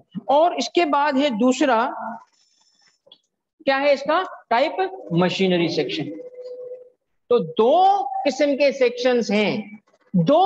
सेक्शंस हैं, टाइप 1 बोलो, टाइप 2, ओके। अब चार्जिंग सेक्शन कहते हैं उस सेक्शन को जो अभी आएगा, जो टैक्स इंपोज करे, जो टैक्स चार्ज करे। मुझे बताओ, हमें टैक्स ऑफिस से एक खत आता है और उसमें लिखा है मिस्टर तारिक तुनियो 70,000 रुपए टैक्स दो, तो मैं क्या कहूंगा, मैं नहीं दूंगा, मैं क्यों तुम्हें टैक्स दूं, ये मेरे पैसे हक हलाल के कमाए हुए, तुम्हें क्यों दूं। वो कहेंगे नहीं, जब तुम कोई एक्टिविटी कर रहे थे ना, कोई कमाई कर रहे थे, इनकम कमा रहे थे, तो तुम भूल गए तेरे साथ एक सीक्रेट पार्टनर भी था। तुम समझ रहे थे तेरे साथ फरिश्ते हैं, नहीं, फरिश्तों के साथ एक सीक्रेट पार्टनर और भी था, और वो गवर्नमेंट ऑफ पाकिस्तान, तो उसका हिस्सा किधर है। मैं कहूंगा मैं क्यों दूं गवर्नमेंट ऑफ पाकिस्तान को पैसे, कहेगा कानून ने कहा है तुम्हें पैसे देने पड़ेंगे। अब किस कानून ने कहा, इनकम टैक्स ऑर्डिनेंस ने। कहां कहा, वो जिस सेक्शन में कहा ना कि तारिक तुनियो को टैक्स देना है, वो चार्जिंग सेक्शन है। मैं क्या करूंगा, उस सेक्शन को जाके पढ़ूंगा जिसके हिसाब से मुझ पे पैसे बनते हैं, मुझ पे टैक्स बनता है। अच्छा, यही नोटिस मेरे 4 साल के बेटे को दे सकते हैं, नहीं दे सकते। क्यों नहीं दे सकते, वो चार्जिंग सेक्शन में कवर नहीं हो रहा, समझ रहे हो, वो चार्जिंग। इसका मतलब है कि किसी भी टैक्स लॉ को पढ़ेंगे, चाहे तुम यूके में जाओ, चाहे तुम सूडान जाओ, किसी मुल्क में जाओ, इंशाल्लाह दुनिया घूमोगे तो टैक्स से वास्ता पड़ेगा, वहां मेरी आवाज याद आएगी तुम्हें, चार्जिंग सेक्शन ढूंढ, क्यों, मेरे पे टैक्स है कि नहीं, ये कौन बताएगा, चार्जिंग सेक्शन क्या करता है बेटा, टैक्स इंपोज करता है। मैंने आपकी आसानी के लिए चार्जिंग सेक्शन के नंबर भी लिख दिए, कौन से, सेक्शन 4 से लेके सेक्शन 8 तक, ये चार्जिंग सेक्शन से। हमारा वास्ता सिर्फ 4 से पड़ेगा इस कोर्स में, बाकी फाइनल में पढ़ेंगे। इसमें सिर्फ 4 से 4 एक चार्जिंग सेक्शन है, मगर हकीकत में चार्जिंग सेक्शन 4 भी है, 5 भी है, 6 भी है, 7 और 8 भी है, वो चार्जिंग सेक्शन से। तो चार्जिंग सेक्शन एक होना जरूरी नहीं है, टैक्स इंपोज करने के लिए एक से ज्यादा सेक्शन इस्तेमाल होते हैं, मगर काम सबका एक है, और टैक्स इंपोज करना वो काम है। बाकी जो सेक्शंस होते हैं, rest of the sections, remaining sections क्या कहलाते हैं, मशीनरी। भाई क्यों मशीनरी, क्योंकि वो मशीन बनाते हैं, प्रोसीजर ले डाउन करते हैं उस टैक्स को कैलकुलेट करने का, उस टैक्स से रिलेटेड सारा स्ट्रक्चर बनाने का।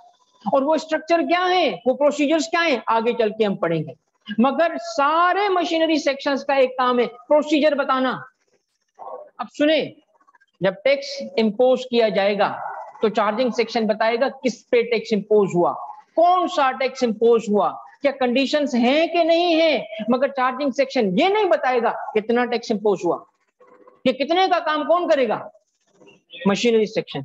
मुझे सिर्फ आज के दिन आपको सिर्फ आइडिया देना है, आज के दिन तफसील, क्योंकि अभी हम देखेंगे ना आगे चल के कि चार्जिंग है कौन सा। इस वक्त इस पॉइंट तक मुझे सिर्फ ये समझाना है कि सेक्शंस कितने किस्म के, कौन से, चार्जिंग का क्या मतलब, टैक्स इम्पोज, मशीनरी का क्या मतलब, चार्जिंग सेक्शन कौन से और मशीनरी कौन से। Good job, good job. Okay, अगर ये तुम्हें समझ आ रहा है तो अच्छा है। अब चार्जिंग सेक्शन के मुतालिक ये देखो, सेक्शन जो क्या करेगा और मशीनरी से मुतालिक क्या, ये देखो समझ आ गई। चार्जिंग के साथ जो दूसरी टाइप है मशीनरी, उसका प्रोसीजरल भी सेक्शन। कोई मशीनरी ना बोले उसे प्रोसीजरल बोल दो। समझ आ गई बात बेटा। ओके, नेक्स्ट बेटा मैं स्लाइड दे दूंगा आपको, या आज ही दे दूंगा। अब तवज्जो चाहिए, चार्जिंग सेक्शन ने क्या करना है बेटा, टैक्स इंपोज करना है। ठीक है, अब सुने तवज्जो, कोई भी चार्जिंग सेक्शन पाकिस्तान का क्या दुनिया के किसी कानून का कोई भी चार्जिंग सेक्शन नहीं हो सकता अनलेस वो तीन बातें बताएं। अब मैं आपको बता रहा हूं चार्जिंग सेक्शन से आने से पहले उसका काम, चार्जिंग सेक्शन कोई भी नहीं हो सकता अनलेस के वो चार्जिंग सेक्शन क्या बताए, टैक्स बेस। सुनिएगा तवज्जो से मेरी बातें बेटा। और वो क्या बताए, अमाउंट, और वो क्या बताए, रेट। तीन चीजें बताना उसके लिए जरूरी है, वरना चार्जिंग सेक्शन अपना काम नहीं कर सकेगा। वो चार्ज क्रिएट ही नहीं कर सकता जब तक ये ना बताए कि टैक्स बेस क्या है। टैक्स बेस कहते हैं उस चीज को जिसको टैक्स किया गया, उस चीज को। अब इनकम टैक्स ऑर्डिनेंस में तुम सोच रहे होगे कि इनकम को टैक्स किया गया है, सुन लो अभी मैं दिखाऊंगा। इनकम टैक्स ऑर्डिनेंस का चार्जिंग सेक्शन पर्सन को टैक्स करता है, फिर बताता है पर्सन कौन सा। टैक्स लगाते वक्त जो बेस बनाया, बेस कहते हैं जिस चीज को टैक्स किया। टैक्स किसको किया, पर्सन को, मगर पर्सन कौन सा, जिसके पास इनकम हो। तो बेस इनकम नहीं है, पर्सन है। मैं आपको, हर टैक्स का कोई बेस होता है। बताओ सेल्स टैक्स का बेस क्या है, सेल्स। कस्टम्स का बेस क्या है, इंपोर्ट एक्सपोर्ट। एक्साइज ड्यूटी का क्या है, प्रोडक्शन। हर एक टैक्स का कोई ना कोई बेस क्या है, तो बेस बोलते हैं। समझ आई बेटा। अब करेंगे ना, ये थोड़ी बोलेंगे कि ये टैक्स में तुम्हारा एक हाथ गया या तुम्हारी गाड़ी गई, कोई अमाउंट होगा ना उसका। तो बेस बनाने के साथ साथ क्या कहा जाएगा, अमाउंट बताया जाएगा। बताएं इनकम टैक्स में अमाउंट क्या होगा, क्या होगा इनकम टैक्स में अमाउंट। पर्सन पे टैक्स है मगर अमाउंट कौन क्या होगा उसका, इनकम टैक्स है, उसकी इनकम, साल की इनकम, एनुअल इनकम। भाई टैक्स है पर्सन पे, पर्सन पे तो टैक्स है मगर लगेगा कैसे, किसी अमाउंट पे। और अमाउंट क्या होगा बेटा वो, चलो सेल्स टैक्स में बताओ अमाउंट क्या होगा। सेल्स टैक्स का एक पीरियड, जैसे इनकम टैक्स का पीरियड होता है साल, टैक्स ईयर, और सेल्स टैक्स का होता है मंथ। मंथ की सेल, साल की इनकम, ये क्या है, अमाउंट। और टैक्स कैसे कैलकुलेट होगा, टैक्स कैसे कैलकुलेट होगा, उस अमाउंट पे कुछ परसेंटेज लगेगा जिसको रेट कहते हैं। अब मुझे बताओ ये तीन चीजें, टाइटल क्या है इस स्लाइड का, प्री रिक्विजिट्स। किस चीज के प्री रिक्विजिट्स है बेटा, टैक्स नहीं लग सकता जब तक कि ये तीन चीजें ना हो। बताओ प्री रिक्विजिट्स कौन से हैं बेटा, बताओ, टैक्स बेस, अमाउंट और इनकम टैक्स की तीनों बताओ। बेस क्या है, अमाउंट क्या है, और रेट कैसे होगा, फाउंडेशन आ गई। अब आपके सामने बेटा थोड़ा मुझे अपने तरीके से जाने दो कि फाउंडेशन है ना, कुछ चीजें मुझे लिमिटेड टाइम में कवर करनी है। अब हम आते हैं बेटा चार्जिंग सेक्शन असल की तरफ। इनकम टैक्स में इनकम टैक्स ऑर्डिनेंस का चार्जिंग सेक्शन मैंने नंबर दिखाए थे आपको, क्या नंबर थे, 4 to। अब mother of all charging section है 4, और 4 का भी सबसेक्शन 1 इतना बड़ा। हजरत अली का ना कौल मुझे इसके पढ़ने के बाद समझ आया। हजरत अली ने कहा था ना कि अगर मैं चाहूं, करमल्लाहु वजह, क्या कहा था, अगर मैं चाहूं तो बिस्मिल्लाह पे तफसीर लिखूं 7 ऊंट भर जाए, इतनी तफसीर लिखूं कि इल्म कैसे छोटी चीजों में छुपा हुआ होता है। बिस्मिल्लाह के बे पे, उसके नुक्ते पे ये इल्म था। अल्लाह के रसूल ने तभी कहा इल्म का दरवाजा। तो मुझे ना हज़रत अली का कौल इससे समझ आया। कहां से समझ आए? इस सेक्शन को पढ़ने के बाद। कौन सा सेक्शन? सेक्शन 4, और उसका भी सिर्फ क्या? Sub section 1। यार सारा इनकम टैक्स लॉ मैं निकाल सकता हूं, इससे मैं निकाल सकता हूं सारा इनकम टैक्स लॉ इस पूरे, इससे मैं अगर इस पे मैं कहता हूं हज़रत अली के जिस जगह पे घोड़े का, जहां पे था ना सहाबा का, जहां घोड़े का वो कहते हैं ना पांव पड़ा ना, उस मट्टी को भी हम गुलाम हैं जो सहाबा थे अल्लाह के रसूल के थे। ठीक है, मैं ये नहीं बता रहा कि कोई इतना मुझे इल्म है या इनकम टैक्स का, मगर छोटा अदना सा स्टूडेंट हूं। इस 4 लाइनों पे अगर मैं चाहूं ना बेटा, मैं 1000 सफ़े की किताब लिख सकता हूं। ये इतना बड़ा इल्म है, उसमें से एक लफ्ज निकलेगा उससे खजाना निकलेगा, एक लफ्ज निकलेगा उसमें से इतने बड़ा इल्म है बेटा। तो चार्जिंग सेक्शन 4 सब सेक्शन 1 आपके सामने खुला हुआ है, इसको हम पढ़ेंगे। अब ये कहता है अब टैक्स लगने जा रहा है, स्टोरी शुरू हो गई हमारी। कौन सा टैक्स लगने जा रहा है?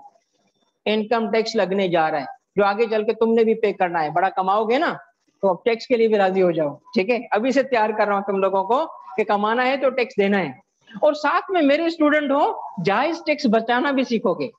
जायज तरीके से टैक्स कैसे बचाते हैं वो भी सिखाऊंगा, टेंशन कोई नहीं है। ठीक है, पढ़ते हैं बेटा। ऑनलाइन के बच्चों रेडी हो? ओके, सुनो, ये कहता है सब्जेक्ट टू दिस ऑर्डिनेंस। इसका मतलब क्या है? सुन लो, सब्जेक्ट टू व्हाट? ये भी एक टूल है यार लॉ का, लॉ पढ़ने के टूल्स है ये। सब्जेक्ट टू का मतलब होता है पिक्चर अभी बाकी है मेरे दोस्त, पढ़ोगे फिर तुम नतीजा निकालोगे। सब्जेक्ट का मतलब क्या है? अधूरी बात कर रहा हूं, ये सबसर्विएंट है। सब्जेक्ट के बाद जो चीज लिखी है ना उसको कंप्लीट करके फिर बात अधूरी मुकम्मल होगी। तो आगे ये सारी चीजें सीखेंगे, आज के लिए टाइम नहीं है मेरे पास कि मैं इन टूल्स की वजाहत करूं, सिर्फ आइडिया दे रहा हूं। क्या लिखा है? Subject to this ordinance income tax, tax का नाम क्या है? Income tax. Income tax shall be क्या? इम्पोज्ड। लग गया टैक्स? शैल बी इम्पोज्ड, ये आ गया imposed for each tax year at the rate या rates specified in division.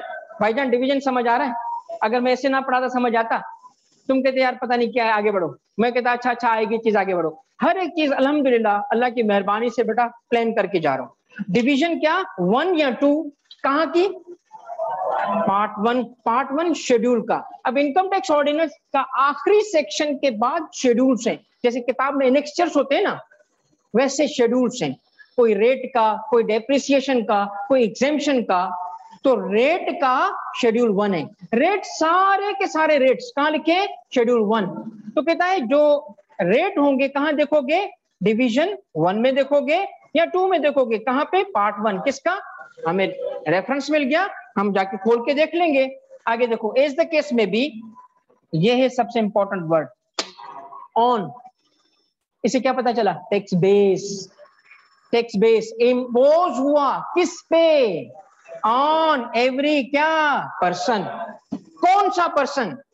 Who has what? क्या? Taxable income. इसका मतलब हुआ वही 3 बातें जो मैंने बताई मौजूद है। पहली बात क्या बताई बोलो? Tax base. कहां है टैक्स बेस? पर्सन। ऑन के बाद बेस बोला। इनकम टैक्स किस पे लगता है बेटा? पर्सन पे। पर्सन पे, क्योंकि ऑन पर्सन लिखा है। कौन सा पर्सन?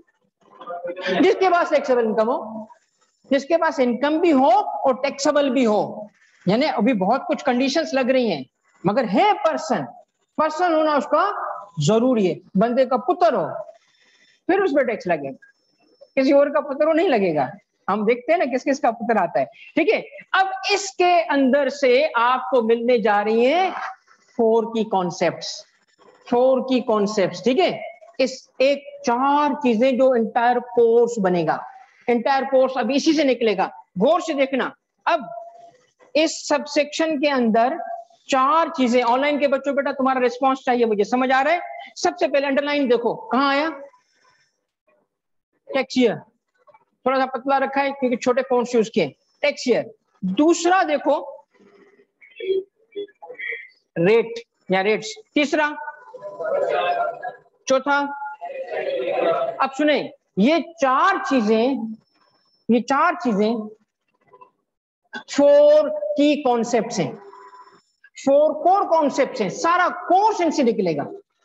किन 4 चीजों से? सबसे पहले कौन सा कॉन्सेप्ट, उसके बाद दूसरा कौन सा कॉन्सेप्ट, उसके बाद तीसरा कौन सा कॉन्सेप्ट, और उसके बाद आखिरी कौन सा कॉन्सेप्ट? ये कहलाते हैं क्या मेरे बच्चों?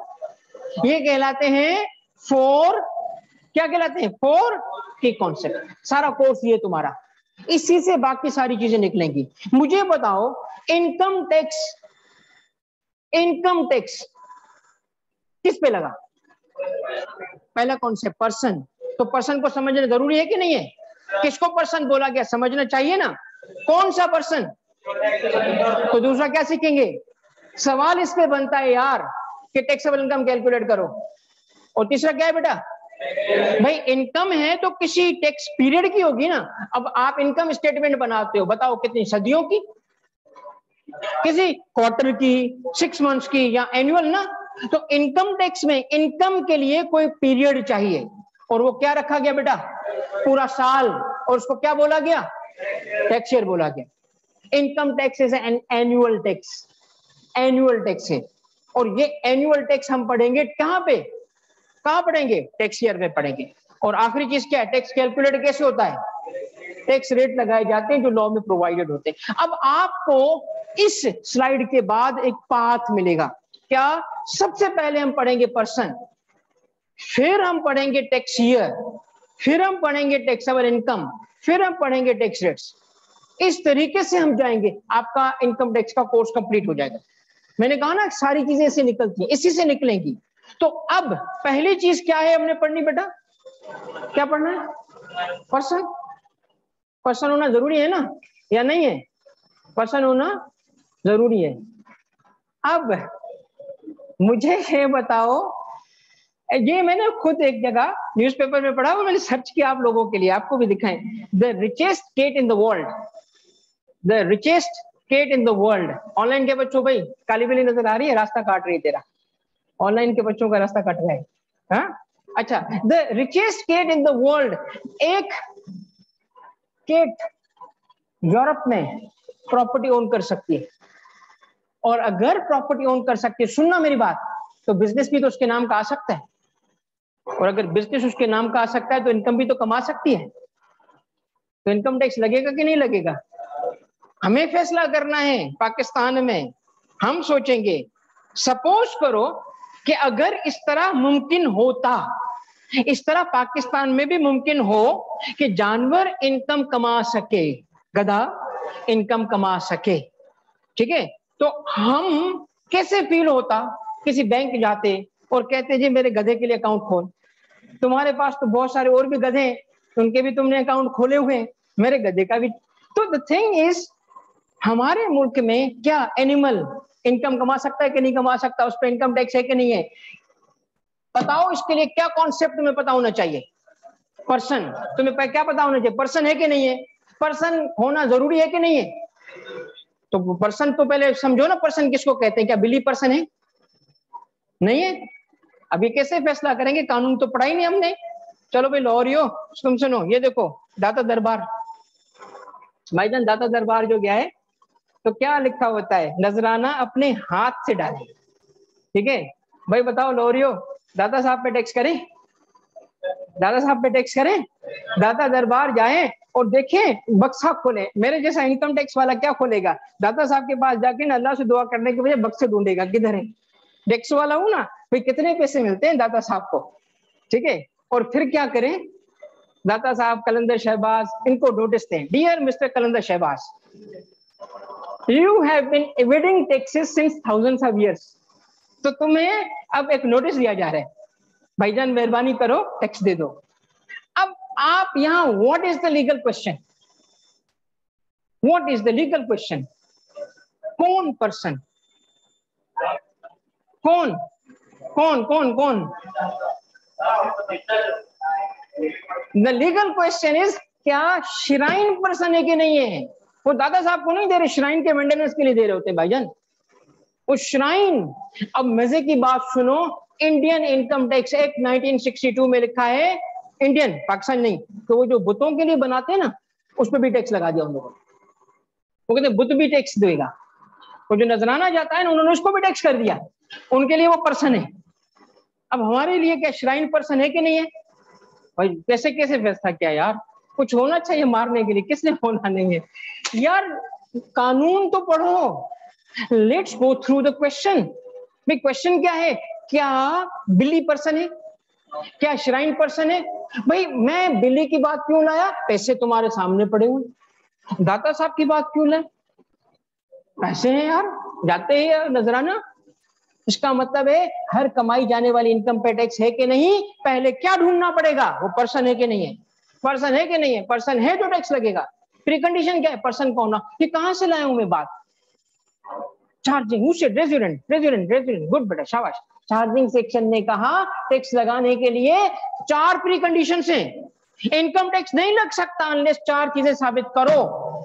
4 चीजें कौन सी है बोलो? पर्सन का होना, टैक्सेबल इनकम का होना, और गरीबों खुश हो जाओ तुम पे टैक्स ही नहीं है, ना तेरे पास टैक्सेबल इनकम ना तेरे पे टैक्स, मजे। ठीक है, तो ऐसी बात भी नहीं है, हम अमीर होना चाहते टैक्स दे देंगे। ठीक है, चलो आ रहा हूं बेटा, उसी की तरफ आ रहा हूं। आ गया तुम्हारा सवाल। ये देखो पर्सन डिफाइंड है सेक्शन 80 में, सेक्शन 80 ये मैं सेक्शन के रेफरेंस देता रहूंगा तुम लोगों को जरा कानून का फ्लेवर देने के लिए, ना कि याद करने के लिए। कुछ सेक्शंस याद हो जाएंगे, इतनी दफा रिपीट करूंगा कि 22, 31, 90, Faiza beauty cream, Punia brothers, आज तक याद है यार। Believe me I miss it. आज का लेट नहीं आ रहा। 22, 31, 90, पूनिया ब्रदर्स, आपने सुना था? बचपन में सुना होगा। मेरी उस वक्त नई नई शादी हुई थी। ठीक है, 22, 31, 90। अब टीवी चलता था, एक तो इतना तेज आवाज, आम टीवी का जो आपने वॉल्यूम रखा होता था ना, जैसे ये ऐड आता था तो आवाज बढ़ जाती थी, और इतना बुरा लगता था यार, इतना बुरा लगता था। 22, 31, क्या ये ऐड है यार? नॉनसेंस। 22, 31, 90 कहते हैं नकल पे नहीं जाना, असल पे। यार ये असली नकल लगता है, नहीं चाहिए 22, 31। और आज तक मुझे क्यों याद है, इतनी दफा उन्होंने रिपीट किया, इतनी दफा रिपीट किया। पहले ना मैं और मेरी वाइफ जिसके करीब रिमोट होता था भाग के उठा के बंद करते थे, बंद। जिसके करीब हो ना उसकी ड्यूटी होती थी जंप, जैसे ना क्रिकेट में बॉल पकड़ते ना, रिमोट उठाया बंद। फिर हम थक गए यार, कितनी दफा उठाएंगे। फिर आहिस्ता आहिस्ता से बर्दाश्त होना शुरू हुआ, फिर आहिस्ता आहिस्ता से अच्छा लगना शुरू हुआ। आजकल इसको बहुत मिस कर रहे हैं। 22, 31, 90। ठीक है, तो कुछ सेक्शन ऐसे याद करा दूंगा, इतना रिपीट करूंगा, इतना रिपीट करूंगा, तो तुमने ना जिद नहीं करनी भूलने की कि नहीं सर ने बोला है भूल जाओ, भूलो नहीं, कुछ याद हो जाए अच्छी बात है।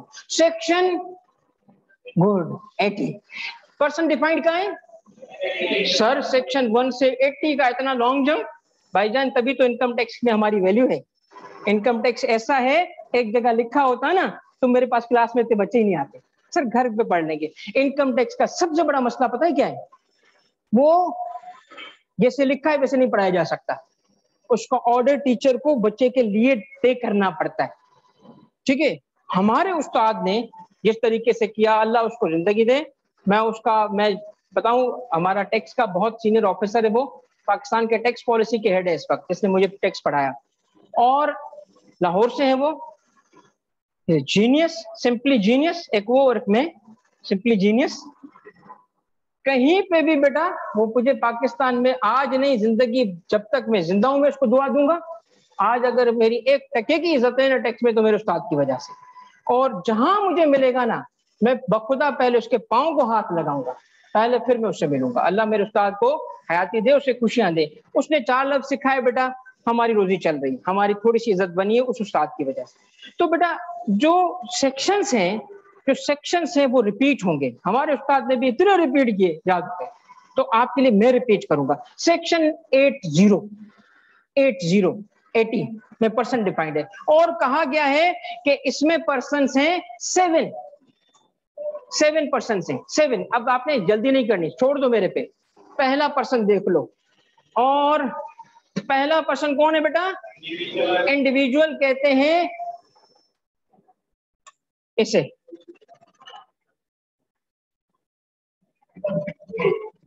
ठीक है मिस्टर बीन, ठीक है। इंडिविजुअल को, अकेला है ना हमेशा, मुझे बीन क्यों याद आया?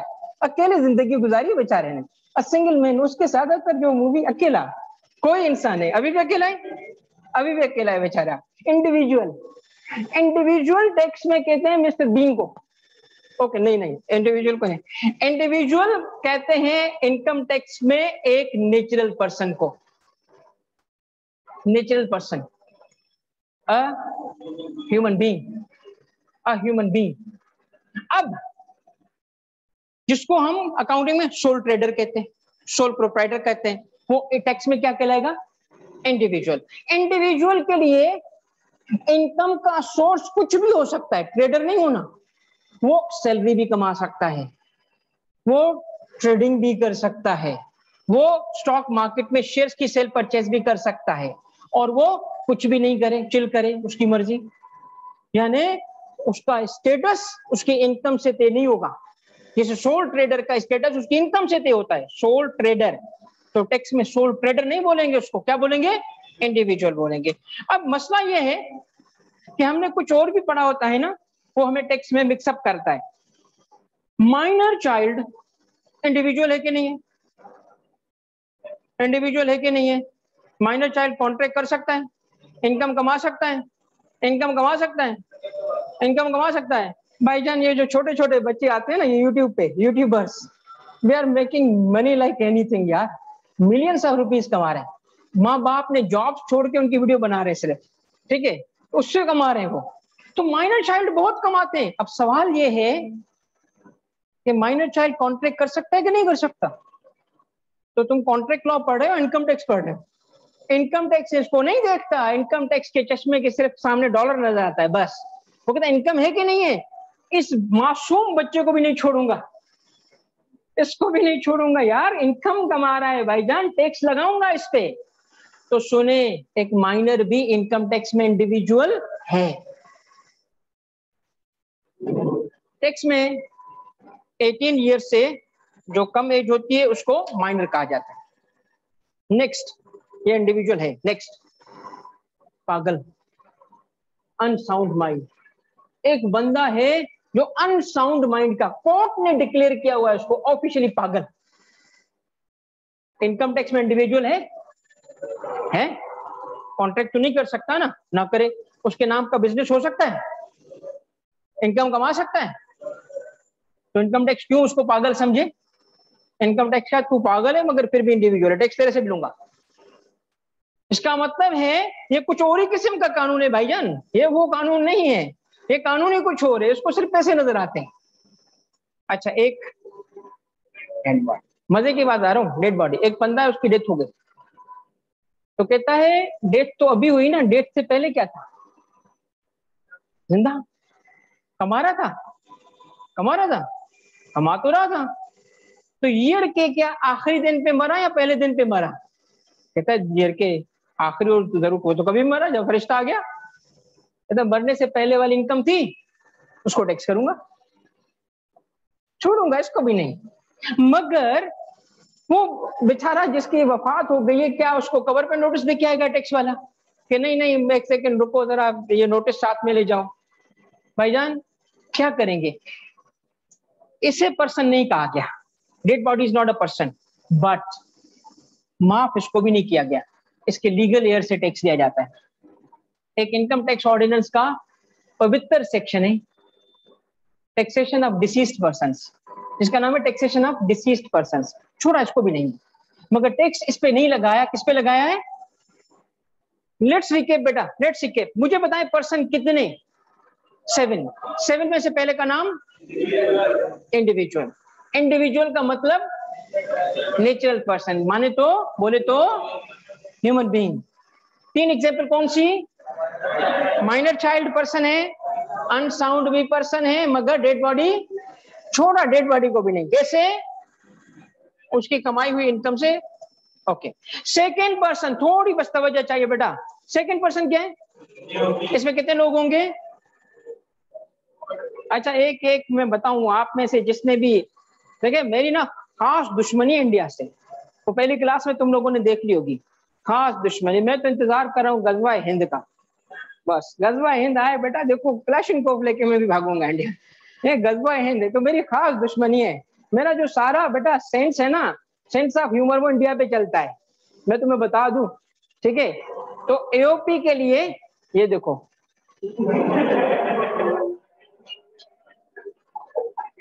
दो लोग, इसने क्या बोला था सबको पता है, मुझे नहीं बोलना, बीप बीप, ठीक है। बस लेट करा दो, 100 रुपये ऊपर ले लो, बाकी नहीं बोल सकते, ठीक है। तो एओपी का क्या मतलब है? Association of person. ऑनलाइन के बच्चों बेटा समझ आ रहे हैं, ठीक है। एसोसिएशन ऑफ पर्सन, गौर से सुनो, एसोसिएशन ऑफ इंडिविजुअल नहीं बोल रहा, एसोसिएशन ऑफ पर्सन्स। भाईजान कौन से पर्सन? ये 7, कितने आदमी थे सरदार? 7, ठीक है भाई, 7 आदमी है ना, इन 7 में से कोई भी 2 या उससे ज्यादा, ठीक है, तो उसे क्या कहेंगे? अब आम जबान में इसको कहते हैं हम ज्वाइंट वेंचर। 2 या 2 से ज्यादा लोग अगर ज्वाइंट वेंचर हो ना, अब मेरा क्वेश्चन से देखिए, एओपी का कॉन्सेप्ट, बिलीव मी बेटा, बच्चा मिक्सअप करता है। आज की भाई की बात सुन लो तवज्जो से, मैं आपको गारंटी देता हूं, कंफ्यूज नहीं करोगे तुम, कंफ्यूज नहीं करोगे तुम, इसको कॉन्सेप्ट में मिक्सअप नहीं करोगे। क्या? सुनो, जो इनकम ज्वाइंटली कमाई जाएगी उसको ज्वाइंटली टैक्स किया जाएगा, जो इनकम इंडिविजुअली कमाई जाएगी उसको इंडिविजुअल टैक्स करेंगे, जो इनकम ज्वाइंट कमाएंगे उसको ज्वाइंट टैक्स करेंगे। अब ज्वाइंट टैक्स करने के लिए पर्सन चाहिए, पर्सन चाहिए। किसने बोला पर्सन चाहिए? चार्जिंग सेक्शन ने बोला पर्सन चाहिए। तो इनकम टैक्स लॉ ने ना मैजिक से यूं एक पर्सन बना दिया, और वो क्या, कौन सा पर्सन है? एओपी। क्योंकि ज्वाइंट इनकम कमाने वालों को क्या बोला उसने? तुम एओपी हो, एसोसिएशन ऑफ पर्सन हो। एसोसिएशन ऑफ पर्सन की एक बहुत अच्छी मिसाल दे रहा हूं आपको, बहुत अच्छी। क्या? एक इंडिविजुअल हो और दूसरा भी इंडिविजुअल हो, बन गया एओपी। मगर बेटा एक इंडिविजुअल हो और दूसरा कंपनी हो, तब भी एओपी, तब भी एओपी, क्योंकि एओआई नहीं है, एओपी है। तो पर्सन तो कोई भी होगा ना उसका, और इस हद तक के कंपनी हो और मेरा बच्चा दूसरी तरफ, तब भी एओपी। अब सुने एक एग्जाम्पल, एक एग्जाम्पल बेटा, एक एग्जाम्पल, ये देखो एक एग्जाम्पल। 2 पर्सन हैं, अब 2 आदमी हो गए सरदार, ए और बी, दोनों ने मिलकर एक इनकम कमाई, और इनकम कमाई कैसे? एक बिजनेस सेटअप किया, उसका नाम रखा दी इलेक्ट्रॉनिक्स। कोई शॉप है, कोई बिजनेस है, कोई जॉइंट वेंचर है, दोनों ने मिलकर एक शॉप खोली है। ए की है या बी की है? दोनों की। तो इनकम कैसे कमाई जा रही है? ज्वाइंटली। टैक्स कैसे होगी? तो क्या करना पड़ेगा? एक पर्सन बनाना पड़ेगा। टैक्स ने उसको क्या बोला? ओके। अब देखें, इसमें टोटल कमाया गया 10 मिलियन, मगर 10 मिलियन में 2 पर्सन, एक पर्सन इंडिविजुअल ए था, इंडिविजुअल ए, और दूसरा कौन था? Individual B. अब सुने, इंडिविजुअल ए, पार्टनरशिप थोड़ा सा डिफरेंट वर्ड है, बिल्कुल साथ सही है, पार्टनरशिप बोल सकते हो बेटा, बोल सकते हो, बट पार्टनरशिप से और वाइडर कॉन्सेप्ट है, ठीक है। आगे सुनो, और तीसरा एओपी, तीसरा एओपी, 3 पर्सन को गए। देखिए कैसे, कैसे? ऐसे कि इंडिविजुअल ए ने क्या कमाया? इंडिविजुअल ए ने अपने एक अलग बिजनेस से जो सिर्फ उसका था, कितना कमाया? 2 मिलियन। इंडिविजुअल बी ने कितना कमाया? और दोनों ने मिलके कितना कमाया? दोनों ने मिलके कितना कमाया? 10। दोनों ने मिलके 10 कमाया। अब सुने, सुने, इस एग्जाम्पल में टोटल पर्सन्स बताओ, कौन से 3? इंडिविजुअल ए, इंडिविजुअल बी और एओपी। कितने कैलकुलेशंस होंगी साल की? कौन सी? इंडिविजुअल ए की अलग, इंडिविजुअल बी की अलग, और दोनों की मिलके अलग। कितने रजिस्ट्रेशन नंबर होंगे? 3। कौन से? इंडिविजुअल ए का अलग, बी का अलग, एओपी का अलग। यानी एओपी, एओपी एक ऐसी सॉर्ट ऑफ पार्टनरशिप है, मगर देखो पार्टनरशिप बड़ा फॉर्मल सा वर्ड है।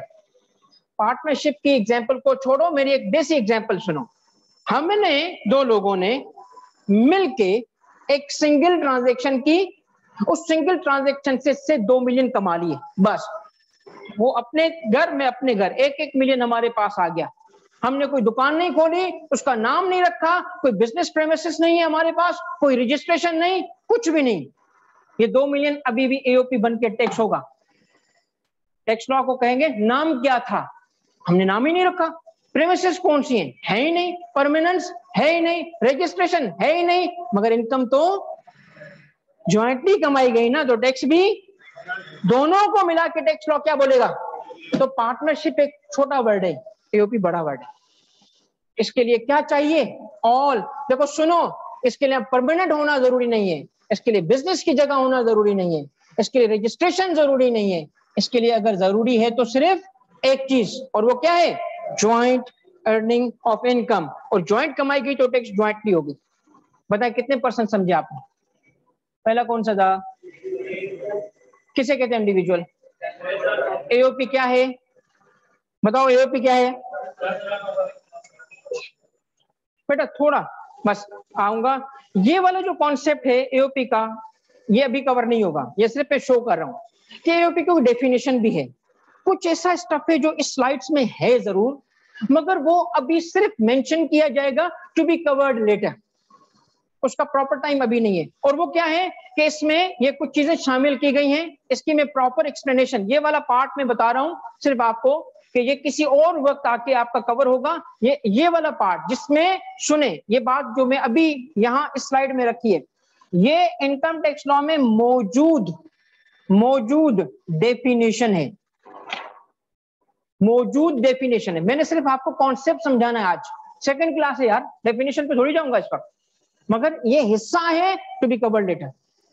ठीक है, ये वाला पार्ट अपने पास नोट करना कि मैंने अभी कवर नहीं किया, किसी और वक्त कवर होगा। हम आते हैं तीसरे पर्सन की तरफ, और वो कौन है, कंपनी।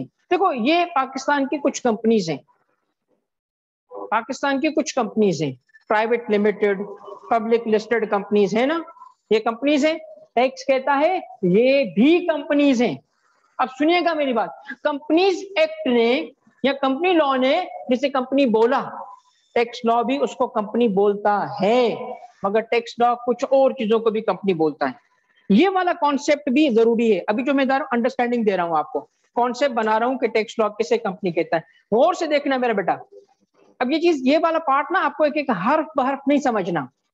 इस वक्त एक चीज आपको बताऊं, कंपनी की टैक्सेशन फाइनल का कोर्स होता है, केफ लेवल का कोर्स नहीं होता, मगर डेफिनेशन कोर्स में है। तो डेफिनेशन का भी इस वक्त सिर्फ कॉन्सेप्ट दे रहा हूं, एक एक वर्ड कवर नहीं करूंगा, टू अर्ली, बट बुनियादी कॉन्सेप्ट इतना देना जरूरी है कि तुम आगे बढ़ सको। टैक्स में तीसरा पर्सन कंपनी है, और डिफाइन करते वक्त कहा गया जो कंपनीज एक्ट जिसको कंपनी बोले वो भी कंपनी है। तो मैंने जो लिस्ट दिखाई थी वो कंपनीज एक्ट बोल रहा है ना उसको कंपनी, मगर सुनो टैक्स में सिर्फ इसको कंपनी नहीं कहते, टैक्स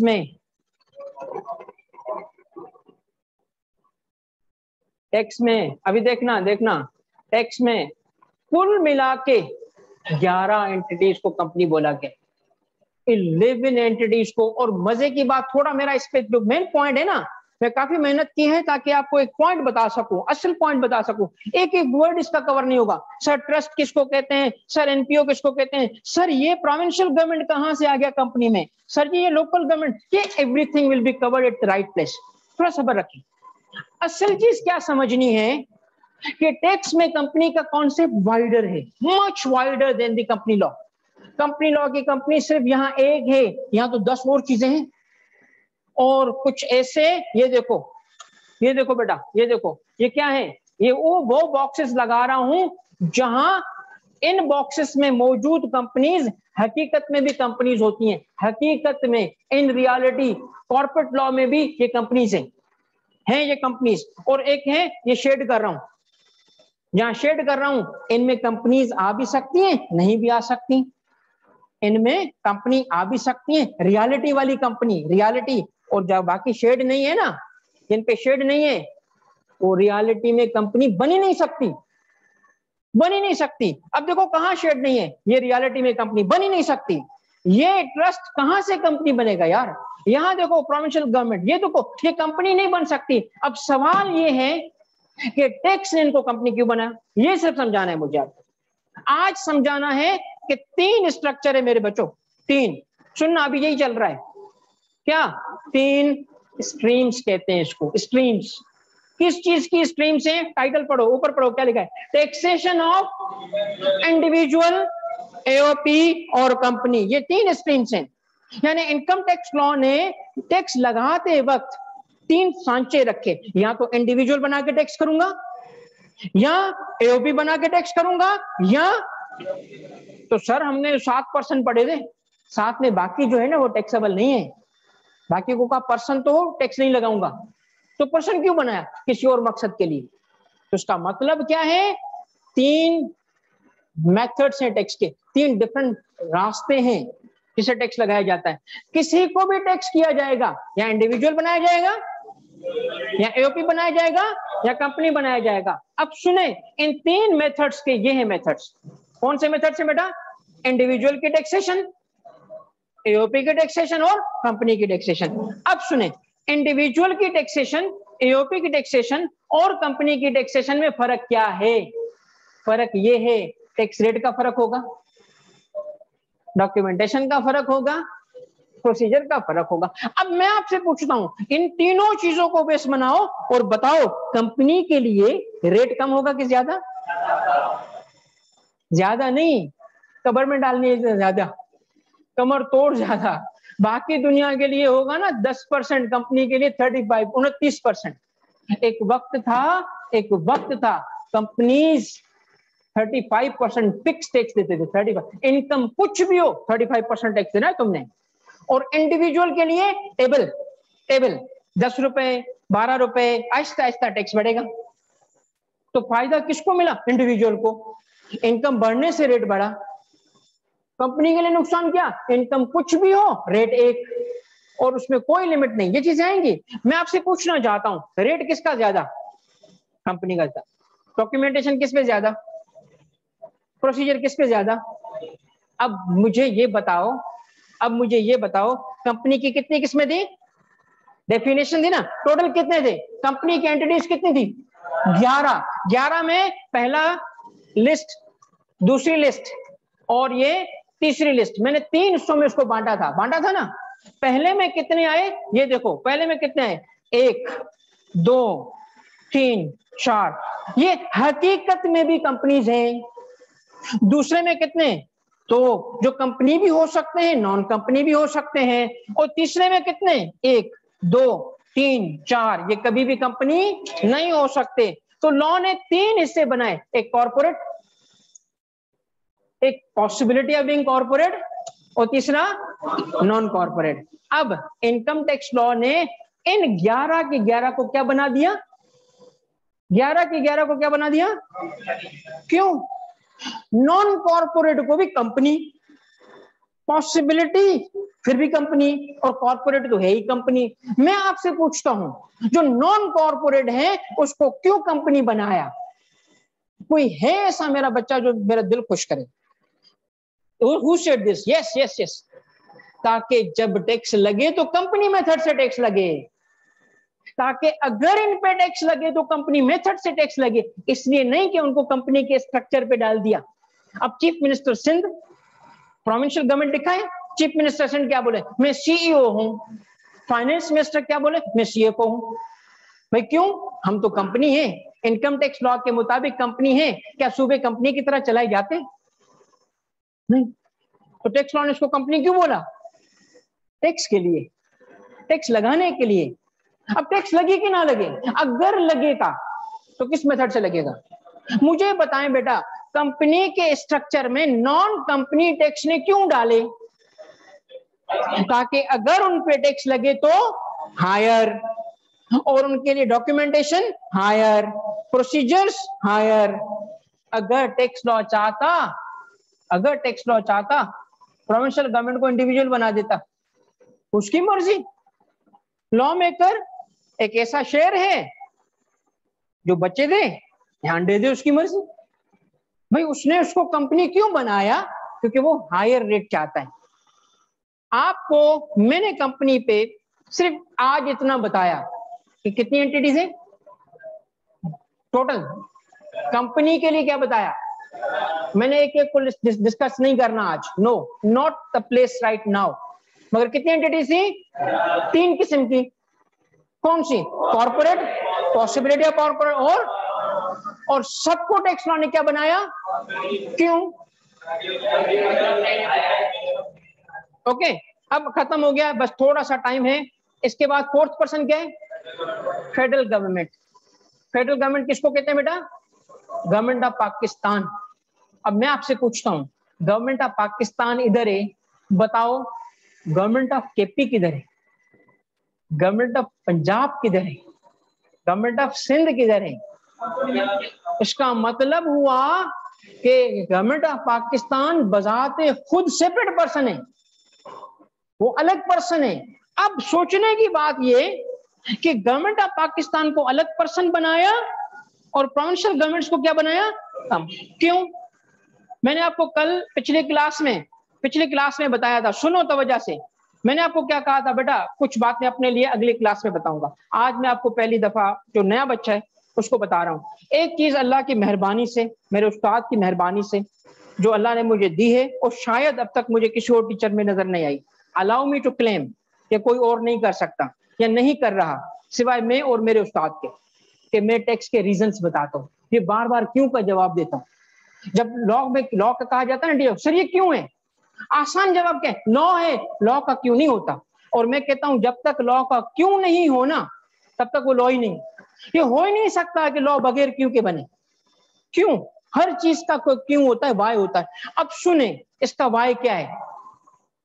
सवाल क्या है? प्रोविंशियल गवर्नमेंट को क्या बनाया और फेडरल गवर्नमेंट को अलग पर्सन। अब सुने इसका क्यों है। फेडरल गवर्नमेंट के लिए कॉन्स्टिट्यूशन ऑफ पाकिस्तान में लिखा है, कहां लिखा है? कॉन्स्टिट्यूशन ऑफ पाकिस्तान 1973 कि ये फेडरल गवर्नमेंट की इनकम और प्रॉपर्टी पे टैक्स नहीं है। कॉन्स्टिट्यूशन ऑफ पाकिस्तान कहता है आर्टिकल 165, सुनो बेटा, कि फेडरल गवर्नमेंट की इनकम और प्रॉपर्टी पे कोई टैक्स नहीं लग सकता। सुनो तवज्जो से सुनो, उसी आर्टिकल का क्लॉज 2 कहता है कि प्रोविंशियल गवर्नमेंट की इनकम और प्रॉपर्टी पे भी टैक्स नहीं है, सिवाय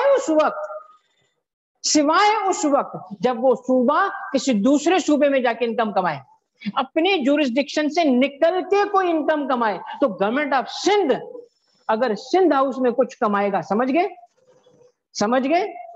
अगर गवर्नमेंट ऑफ सिंध हाउस में कुछ कमाए तो बिजनेस इनकम है ना। अब सिंध हाउस सिंध में नहीं, ये टैक्सेबल इनकम हो गई। अगर गवर्नमेंट ऑफ सिंध एक बस सर्विस चलाए, कराची से निकले इस्लामाबाद तक, तो सिंध के अंदर तो ठीक है, मगर जैसे ही सादिकाबाद में गुजरेगा, पंजाब में चला गया, टैक्सेबल हो गया। कॉन्स्टिट्यूशन ने क्या कहा? प्रोविंस पे टैक्स लग सकता है नहीं, लग सकता है। बताओ कब लग सकता है? दैट इज वाई आगे कंप्लीट करो। That is why provincial government को कंपनी बनाया, फेडरल गवर्नमेंट को कंपनी नहीं बनाया। बताओ फेडरल गवर्नमेंट को क्यों कंपनी नहीं बनाया? नहीं, जवाब दो। उस पे इनकम टैक्स है ही नहीं। फेडरल गवर्नमेंट पे टैक्स लग ही नहीं सकता, इसीलिए कहा इसको कंपनी नहीं बनाएंगे। कितनी टैक्सेशन? 3। कौन सी? इंडिविजुअल की, एओपी की, कंपनी की। तो प्रोविंशियल गवर्नमेंट को कहां डाला? क्योंकि उसकी कोई इनकम टैक्सेबल बन सकती है, और जब आएगी किस रेट से टैक्स होगी, और फेडरल गवर्नमेंट पे कभी टैक्स नहीं आ सकता, उसको अलग पर्सन बनाया। एक सेकंड चाहिए बेटा आप सबसे, बट प्लीज अलाउ मी। ये इनिशियल क्लासेस में मैं थोड़ा सा अपनी मर्जी से जा रहा हूं, फिर आपकी मर्जी से जाऊंगा। दुनिया की बाकी गवर्नमेंट ऑफ पाकिस्तान को छोड़ के दुनिया की बाकी governments, foreign governments, American, Chinese, सारी की सारी गवर्नमेंट्स पाकिस्तान में पर्सन है। उनको क्यों पर्सन रखा? क्योंकि पाकिस्तानी गवर्नमेंट अगर पाकिस्तान में एक्टिविटी कर सकती है तो फॉरेन गवर्नमेंट भी तो कर सकती है।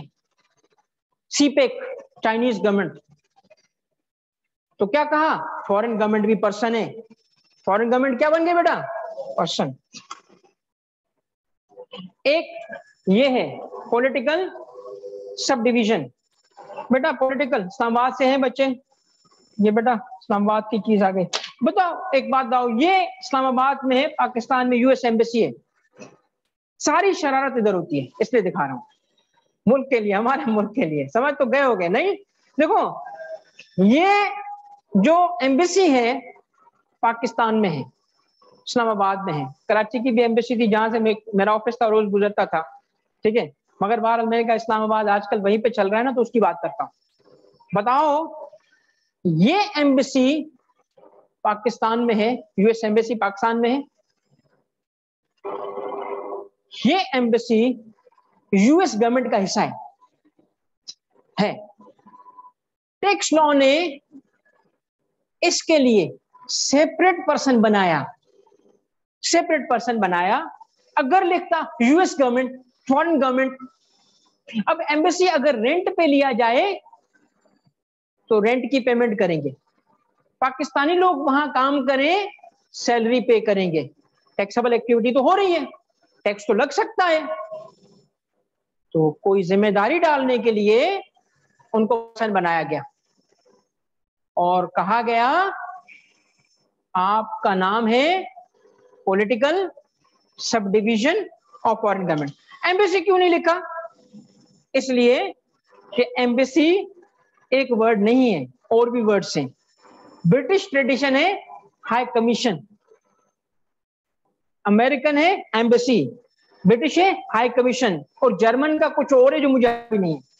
हर मुल्क अलग अलग लफ्ज इस्तेमाल करता है, हमने निकालो कि सबको कवर करे, चाहे वे में सब एम्बेसीज कवर हो सके। क्या लिखा उनके लिए? लिखा इंसान होना चाहिए, पॉलिटिकल सब डिवीजन। समझते हो? इसको भी पर्सन बनाया क्योंकि इस पे भी कोई काम लेना है इसने। और आखिरी चीज क्या है बेटा? पियो और पीते रहो, पब्लिक इंटरनेशनल ऑर्गेनाइजेशंस। और ये हैं आपकी इंटरनेशनल ऑर्गेनाइजेशंस। मुझे बताओ चार्जिंग सेक्शन कौन सा, चार्जिंग सेक्शन कौन सा? Charging section 4 section 4, section 4, section 4 में से टैक्स कौन सा लगा? टैक्स कौन सा लगाएगा? टैक्स का नाम क्या था? अरे रिवाइज करवा रहा हूं यार। Income tax. इनकम टैक्स की 4 प्री कंडीशन कौन सी? पर्सन का होना, टैक्सेबल इनकम का होना, टैक्स ईयर का होना और रेट का होना। अब मुझे बताओ पर्सन कितने, कौन से? इंडिविजुअल, एओपी, समझ आ रहे हैं? कंपनी। अब मुझे बताओ दाता साहब पे टैक्स लगेगा? बिली पे टैक्स लगेगा? क्यों नहीं लगेगा? पर्सन नहीं। तो बिलियां पालो, टैक्स बचाओ। थैंक यू वेरी मच आज के लेक्चर के लिए, और ये मेरा फेवरेट है, ठीक है। ऑनलाइन के बच्चों बेटा समझ आया? अब इसके लिए भी क्विज होगा। पहला क्विज आप जाके एडमिन पे करो, और अगली क्लास में कंप्यूटेशन शुरू हो जाएगी, कैलकुलेशन शुरू हो जाएगी। अगली क्लास से इंशाल्लाह आपको प्रैक्टिस भी शुरू हो जाएगी।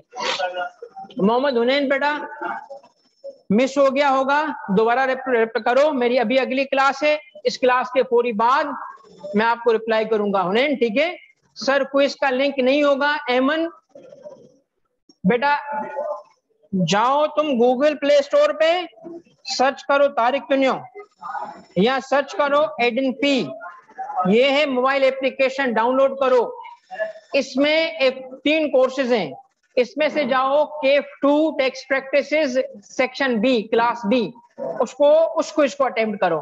फर्दर मैं आपको मैसेज पे गाइड करूंगा। एमन बेटा आपका मैसेज, हाँ एमन आ गया था मैसेज, ठीक है बेटा, मुझे याद है एमन आपका मैसेज है बेटा, ठीक है। चलो भाई खुश रहो, अगली क्लास में फिर मिलते हैं। थैंक यू, जज़ाकल्लाह। हाँ बेटा। पता है हाँ बताओ। गाड़ियाँ वगैरह हाँ हाँ, अफगानी है वो, काबुली सारा पता है। कैसा वो कस्टम्स की बात है वो।